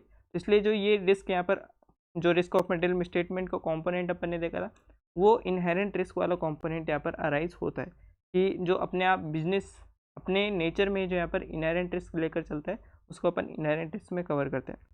इसी के साथ जो टेस्ट और अंडरस्टैंडिंग का सेकंड वाला क्वेश्चन देखते हैं। एक कंपनी है, उन्होंने जो अपने कंट्रोल लगाए device control that inventory of perishable goods in store. मतलब यहाँ पर जो बात की जा रही है वो कंट्रोल लगाने की बात की जा रही है, और जब भी कंट्रोल लगाए जाते हैं यानी कि इनहेरेंट रिस्क तो बिल्कुल भी नहीं है, ठीक है, क्योंकि इनहेरेंट रिस्क में अपन कंट्रोल को एक साइड रखते हैं। आगे क्या बोला गया कि in appropriate condition in a control environment to prevent any damages to inventory, मतलब कोई भी डैमेजेस वगैरह हो उसको रोकने के लिए जो यहाँ पर अपन ने जो है टोटली कंट्रोल यहाँ पर लगाया। और responsibility is fix to 2 person जो कि मॉनिटर करेंगे एनवायरनमेंट को यूजिंग सेंसर्स एंड रिपोर्ट करेंगे जो भी डेविएशन यानी कि जो भी चेंजेस वगैरह आ रहे हैं उसके लेकर, ठीक है। और आपको आइडेंटिफाई करनी है that the component of risk of material misstatement involvement in this case involve as an auditor of the company, मतलब जो रिस्क ऑफ मटेरियल मिसस्टेटमेंट का कौन सा कंपोनेंट जो यहाँ पर इन्वॉल्व हो रहा है। तो रिस्क ऑफ मटेरियल मिसस्टेटमेंट के दो ही कंपोनेंट होते हैं, इनहेरेंट रिस्क और कंट्रोल रिस्क। इनहेरेंट रिस्क तो हो नहीं सकता क्योंकि इनहेरेंट रिस्क में अपन जो है कंट्रोल को एक साइड रखकर बात करते हैं, और बात करें अगर कंट्रोल रिस्क की तो कंट्रोल रिस्क होगा क्योंकि यहाँ पर कंट्रोल लगाया गया है और जो यहाँ पर प्रॉपर्ली 2 पर्सन जो यहाँ पर उनको लगाया गया है ताकि वो हर चीज़ को चेक करे और उसमें अगर कोई भी चेंजेस आते हैं उसको देखकर प्रॉपर्ली बताएं। तो कौन सी रिस्क यहाँ पर हो सकती है कंट्रोल रिस्क से रिलेटेड, तो उसका आंसर हो जाएगा आपके कंट्रोल रिस्क, ठीक है। होप सो आपको ये भी समझ में आएगा। अब अपन बढ़ते हैं नेक्स्ट टॉपिक पर, टेस्ट और अंडरस्टैंडिंग का थर्ड वाला point. Shri food and private limited जो है एंगेज है मैन्युफैक्चरिंग ऑफ गार्लिक ब्रेड और the auditors of the companies has planned audit procedures in respect of recognition of revenue of the company. Despite that, there is possibility of misstatement in revenue recognition are not identified by the planned audit procedures. अब देखिए यहाँ जो बात की जा रही है auditor की बात की जा रही है कि ऑडिटर जो यहाँ पर वो क्या करने जा रहा है। सबसे पहले जो यहाँ पर अपनी कंपनी है गार्लिक ब्रेड के मैन्युफैक्चरिंग में एंगेज है, जो ऑडिटर्स है वो प्लान कर रहे हैं यहाँ पर ऑडिट प्रोसीजर्स। और मैंने आपको बताया था ऑडिट प्रोसीजर्स किस काम में आते हैं, ताकि अपन प्रॉपर्ली ऑडिट कर पाए, और ऑडिट प्रोसीजर्स को अपन ऑडिट के टूल के नाम से भी जानते हैं, ठीक है, जिससे वो ऑडिट करते हैं। तो उन्होंने ऑडिट प्रोसीजर्स प्लान किए ताकि वो रिकॉग्नाइज कर पाए रेवेन्यू ऑफ कंपनी, मतलब जो कंपनी का रेवेन्यू उससे रिलेटेड जो है यहाँ पर चेक कर पाए और उसमें जो भी मिसस्टेटमेंट्स वगैरह उसको रिकॉग्नाइज कर पाए। और यहाँ पर आगे बोला गया कि there is a possibility of misstatement, मतलब यहाँ पर गलती के चांसेस हो सकते हैं क्योंकि जो रेवेन्यू रिकॉग्नाइज अपन ने किया है वो प्रॉपर्ली मतलब जो है प्रॉपर्ली आइडेंटिफाई नहीं कर पा रहे हो जो अपन ने ऑडिट प्रोसीजर लगाया उसके अकॉर्डिंग, ठीक है। तो जहाँ पर बात आ रही है ऑडिटर की, और ऑडिटर एक ऑडिट प्रोसीजर्स लगाकर भी अगर उस गलती को आइडेंटिफाई नहीं कर पा रहे, वो चीज़ अपन कवर करते थे अपनी डिटेक्शन रिस्क में, ठीक है। थर्ड वाले पॉइंट में अपन ने देखा था ऑडिट रिस्क के थर्ड वाले कंपोनेंट में, जो कि ऑडिटर के बिहाफ पे होती है, और ये चीज़ ऑडिटर के बिहाफ पे है तो इसलिए इसको कवर करेंगे अपन ऑडिट रिस्क में, इसको अपन कवर करेंगे यहाँ पर डिटेक्शन रिस्क में, ठीक है। ऑडिटर रिस्क में यहाँ पर हटा देता हूँ, ओके। तो यहाँ पर आप देख सकते हैं डिटेक्शन रिस्क को अपन कवर करेंगे क्योंकि ऑडिटर प्रॉपर्ली आइडेंटिफाई नहीं कर पा रहे, और ये किसके पार्ट पर है, ये ऑडिटर के पार्ट पर है, ये जो गलती हो रही है, मतलब ये जो आइडेंटिफाई वो नहीं कर पा रहे, ठीक है। तो इस तरह से ये वाला टॉपिक अपना खत्म हो जाता है। 3 अंडरस्टैंडिंग टेस्ट और अंडरस्टैंडिंग वाले क्वेश्चन अपन ने देख लिए। अब जो नेक्स्ट टॉपिक है अपने identify and assess the risk of material misstatement, तो ये वाला जो टॉपिक है आपके वो कवर होता है आपके ऐसे 315 के अंडर में। अब ये वाला टॉपिक अपन क्यों पढ़ रहे हैं वो चीज़ सबसे पहले मैं आपको बताता हूँ, ठीक है, कि आइडेंटिफाई और असेस करना एक रिस्क ऑफ मटेरियल मिसस्टेटमेंट को क्यों ज़रूरी है। आइडेंटिफाई करना यानी कि पता लगाना, असेस करना यानी कि उसका वैल्यूएशन करना, जो भी रिस्क अपन ने, और अपन को पता है मटीरियली जो मटीरियली रहती है अपनी रिस्क, उसी को अपन कंसिडर करते हैं, और जो रिस्क मटेरियल में स्टेटेड होती है उसी को अपन आइडेंटिफाई और असेस करके अपन प्रॉपर्ली आगे काम करते हैं। ठीक है, तो अब ये चीज़ अपन को करने की ज़रूरत क्यों पड़ी? अभी तक अपन ने क्या देखा है ताकि अपन को ये टॉपिक पढ़ना है? तो अभी तक जो अपन ने देखा है कि ऑडिट रिस्क कितने टाइप्स की होती है। ठीक है, ऑडिट रिस्क में अपन ने देखा रिस्क ऑफ मटेरियल मिसस्टेटमेंट होती है। ठीक है, जिसमें दो तरह की चीज़ें कवर होती है, इनहेरेंट रिस्क, कंट्रोल रिस्क। ठीक है, उसके बाद जो अपन ने देखा ऑडिटर के भी आप पे कौन सी रिस्क होती है, जिसमें अपन ने डिटेक्शन रिस्क को कवर किया। और इसमें डिटेक्शन रिस्क में दो टाइप की रिस्क हो सकती है, सैम्पलिंग रिस्क और नॉन सैम्पलिंग रिस्क। ठीक है, तो इस तरह से ऑडिट रिस्क सबसे पहले आपने पता कर लिया। अब देखिए रिस्क तो अपन को पता चल चुका है कि जब भी आप ऑडिट करने जाओगे इस तरह की रिस्क जो है आपके सामने आ सकती है। अब इस रिस्क को जो आप पता कैसे लगाओगे, और इस रिस्क को पता लगा लिया तो उस रिस्क को लेकर आपको करना क्या है, वो चीज़ें अपन प्रॉपर्ली पढ़ेंगे अपने ऐसे 315 में। ठीक है, क्योंकि बोला गया कि ऐसे 315 का जो ऑब्जेक्टिव है, identify and assess the risk of material misstatement through understanding the entity और उसका एनवायरनमेंट। ठीक है, स्टार्टिंग में जो मैंने जो रोड मैप आपको दिया था, ठीक है, उसमें मैंने आप बोला था कि सबसे पहले आपको रिस्क ऑफ मटेरियल मिसस्टेटमेंट समझना है, और उसके बाद जो आपको समझना है कि एंटिटी क्या है, उसमें जो इंटरनल कंट्रोल लगे हुए होते हैं उसका एनवायरनमेंट कैसा है, वो चीज़ आपको समझनी पड़ेगी। क्योंकि कोई एंटिटी का अगर आप एनवायरनमेंट नहीं समझोगे तो उसमें कहाँ कहाँ रिस्क हो सकती है, ये चीज़ आप आइडेंटिफाई नहीं कर पाओगे। इसलिए एक एंटिटी जिसकी आप ऑडिट करने जा रहे हो, सबसे पहले उसको समझो, उसका एनवायरनमेंट यानी कि वहाँ पर क्या क्या चीज़ें कैसे कैसे प्रोसेस होती है वो चीज़ें समझो। ठीक है, उसकी प्रॉपर्ली अंडरस्टैंडिंग लो उसकी। उसके बाद जो आपको आइडेंटिफाई करना है, असेस करना है कि किस किस एरिया में वहाँ पर रिस्क ऑफ मटेरियल मिसस्टेटमेंट हो सकती है। तो जब भी बात करते हैं अपन आइडेंटिफाई और असेस करने की रिस्क ऑफ मटेरियल मिसस्टेटमेंट, ये दो लेवल पर यहाँ पर आती है। ठीक है, बोला गया ये देखिए ऐसे 315 is to identify and assess risk of material misstatement. और जो ऑडिटर आइडेंटिफाई करता है, असेस करता है रिस्क ऑफ मटेरियल मिसस्टेटमेंट, वो दो लेवल पर होती है, जो कि अपन पहले भी देख चुके हैं। फाइनेंशियल स्टेटमेंट लेवल यानी कि पूरा भूतिया बंगला। ठीक है, भूतिया बंगला अपन ने जिसको नाम लिया था। और अजर्शन लेवल पर अपन ने जो देखा था यानी कि भूतिया कमरा, पूरा पूरी बिल्डिंग भूतिया नहीं है, सिर्फ केवल एक पर्टिकुलर कमरा भूतिया है, तो इसको अपन ने नाम दिया था भूतिया कमरा। ठीक है, तो इस तरह से दो चीज़ें अपन ने आइडेंटिफाई की थी कि एक ऑडिटर किस किस जगह पर risk of material statement identify करेगा, कि क्या तो पूरे फाइनेंशियल स्टेटमेंट्स में गड़बड़ है, जो स्टेटमेंट है एट फाइनेंशियल स्टेटमेंट लेवल है, या फिर अजर्शन लेवल है, किसी एक particular class of transaction, account balance या फिर डिस्क्लोजर से रिलेटेड गलती है, मिसस्टेटमेंट है, तो वो अपने कहलाती है अजर्शन लेवल पर। ठीक है, इस चीज़ को आइडेंटिफाई करने के लिए जो मतलब ये जो अपन देख रहे हैं कि रिस्क ऑफ मटेरियल मिसस्टेटमेंट उसको आइडेंटिफाई करना है, इसके बेसिस पर वो डिसाइड करता है कि उसको कितने आगे फर्दर ऑडिट प्रोसीजर्स लगाने। ठीक है, तो प्रॉपर्ली डिज़ाइन करना, परफॉर्म करना, फर्दर ऑडिट प्रोसीजर, ये टोटली डिपेंड करता है आपके रिस्क ऑफ मटेरियल स्टेटमेंट पे, कि अगर आपने रिस्क ऑफ मटेरियल स्टेटमेंट को अच्छे तरीके से करके प्रॉपर्ली अच्छे तरीके से हर चीज़ें करके यहाँ पर बता दिया है, और जिसमें आपको जो है प्रॉपर्ली सेटिस्फेक्शन मिल गया है, तो आप फर्दर ऑडिट प्रोसीजर ज़्यादा नहीं करोगे। पर रिस्क ऑफ मटेरियल मिसस्टेटमेंट पे आपको डाउट होता है कि यहाँ पर मिसस्टेटमेंट है, तो आप फर्दर ऑडिट प्रोसीजर्स पे जो यहाँ पर ज़्यादा लगाओगे, ज़्यादा फर्दर ऑडिट प्रोसीजर्स करोगे, ताकि और ज़्यादा अपन को एविडेंस मिल सके। ठीक है, तो ये जो फर्दर ऑडिट प्रोसीजर्स का अपन को चेकिंग करना रहता है, वो टोटली डिपेंड करता है अपने रिस्क ऑफ मटेरियल मिसस्टेटमेंट से। अब देखिए यहाँ पर बोला गया कि रिस्क ऑफ मटेरियल मिसस्टेटमेंट आप आइडेंटिफाई और असेस तो कर लोगे फाइनेंशियल स्टेटमेंट और अजर्शन लेवल पर ये चीज़ें कैसे की जाएगी, वो चीज़ें यहाँ पर सेकंड पॉइंट में बताई गई है कि for the purpose of identify and assessing risk of material misstatement, तो ऑडिटर को क्या क्या करना पड़ेगा, सबसे पहले आइडेंटिफाई करना पड़ेगा रिस्क को। और ये आइडेंटिफाई कैसे हो सकता है, through understanding the process of obtaining and understanding of entity, उसका एनवायरनमेंट इंक्लूडिंग रिलेवेंट कंट्रोल। मतलब आपको आइडेंटिफाई करना पड़ेगा कि जो एंटिटी है वो कैसी है, उसको एनवायरनमेंट कैसा है, और उस एंटिटी में जो इंटरनल कंट्रोल आपने लगा रखे हैं, जैसे कि कुछ कैमरा लगा दिया, कुछ ताले वगैरह लगा दिए, वो इंटरनल कंट्रोल कैसे है, ये चीज़ें अपन को देखनी पड़ेगी।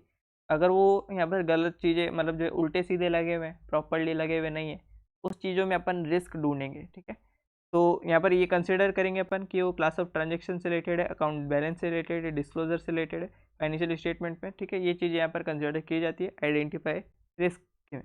इसके बाद जो अपन को जैसे ही रिस्क मिल जाती है उसको अपन असेस करेंगे।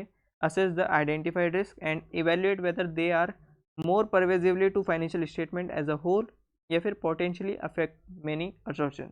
कि रिस्क तो आपको मिल गई है, अब उसको चेक करो कि वो किस तरह से इफेक्ट कर रही है, वो पूरे असर्शन, एक से ज़्यादा असर्शन को इफेक्ट कर रही है या फिर पूरे फाइनेंशियल स्टेटमेंट को इफेक्ट कर रही है। ये चीज़ आपको असेस करनी पड़ेगी, यानी कि एक तरह से इवेल्यूएशन का प्रोसेस अपन असेस में लेते हैं।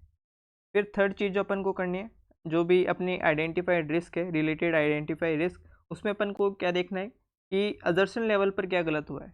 ये चीज़ सी बी वाला पॉइंट जो अपन ने कवर किया है वो whole financial statement as a whole देखा है, और मैनी अजर्शन यानी कि जो है वो एक से ज़्यादा अजर्शन जब अपन बात करते हो तो फाइनेंशियल स्टेटमेंट में कवर होता है। ठीक है, तो मैनी अजर्शन हो चाहे financial statement as a whole बात कर लो, तो वो चीज़ें यहाँ पर इसमें बी वाले पॉइंट में अपन ने कवर की।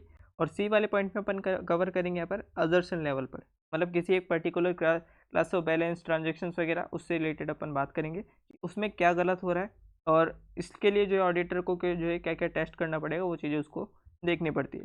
डी वाले पॉइंट में बोला गया consider the likelihood of misstatement, मतलब इसमें गलती के कितने चांसेस हो सकते हैं, including the possibility of multiple misstatement, क्या उसमें एक गलती है या फिर एक से ज़्यादा गलती उसमें हो सकती है, ये चीज़ें, या फिर पोटेंशियल मिसस्टेटमेंट जो अपन इसमें कवर करके चलते हैं, जिससे अपन आइडेंटिफाई कर सकें ये रिजल्ट, मतलब इसका जो रिजल्ट है वो मटेरियल मिसस्टेटमेंट की ओर तो नहीं जा रहा है। ठीक है, तो यहाँ तक आपको समझ में आएगा। चार चीज़ें मैंने बताई। सबसे पहले अपन फाइंड आउट करेंगे जो रिस्क है, और ये आइडेंटिफाई कैसे किया जाएगा, जो एंटिटी है उसको सबसे पहले अंडरस्टैंडिंग किया जाएगा, उसके एनवायरनमेंट को देखा जाएगा, और एंटिटी ने जो इंटरनल कंट्रोल लगाए गए हैं उसको स्टडी करके प्रॉपर्ली उसको जो है इवेल्युएट करके प्रॉपर्ली स्टडी करके अपन जो है रिस्क को आइडेंटिफाई करेंगे। जैसे रिस्क मिल जाती है अपन सबसे पहले चेक करेंगे कि वो एक से ज़्यादा असर्शन को इफेक्ट करिए या फिर financial statement as a whole को अफेक्ट करिए। फिर सेम चीज़ अपन जो आइडेंटिफाइड रिस्क है उसको कनेक्ट करेंगे कि वो क्या पर्टिकुलर एक असर्शन को इफेक्ट कर रही है और उसमें क्या क्या गलती है। ठीक है, तो वो चीज़ अपन चेक करेंगे। और डी वाले पॉइंट में अपन बताएंगे कि जो मिसस्टेटमेंट के चांसेस हैं, मतलब जो गलती अपन को मिली है उसमें मटेरियल मिसस्टेटमेंट के कितने चांसेस है। ठीक है, वो एक से ज़्यादा गलती है, उसमें मटेरियल मिसस्टेटमेंट कितनी हो सकती है, वो चीज़ अपन यहाँ पर डी वाले पॉइंट में कंसिडर करेंगे। ठीक है, इस तरह से ये चार चीज़ें अपन को जो रिस्क ऑफ मटेरियल मिसस्टेटमेंट को आइडेंटिफाई करने से रिलेटेड है, वो चीज़ यहाँ पर ऑडिटर को परफॉर्म करनी पड़ती है। फिर नेक्स्ट जो पॉइंट है अपने पास, लास्ट पॉइंट, इसके बाद जो है अपन अपना टॉपिक कवर करेंगे, ख़त्म करेंगे, और इसके बाद जो नेक्स्ट वीडियो आपको नेक्स्ट टॉपिक से सेकंड वाले पॉइंट से रिलेटेड मिलेगी।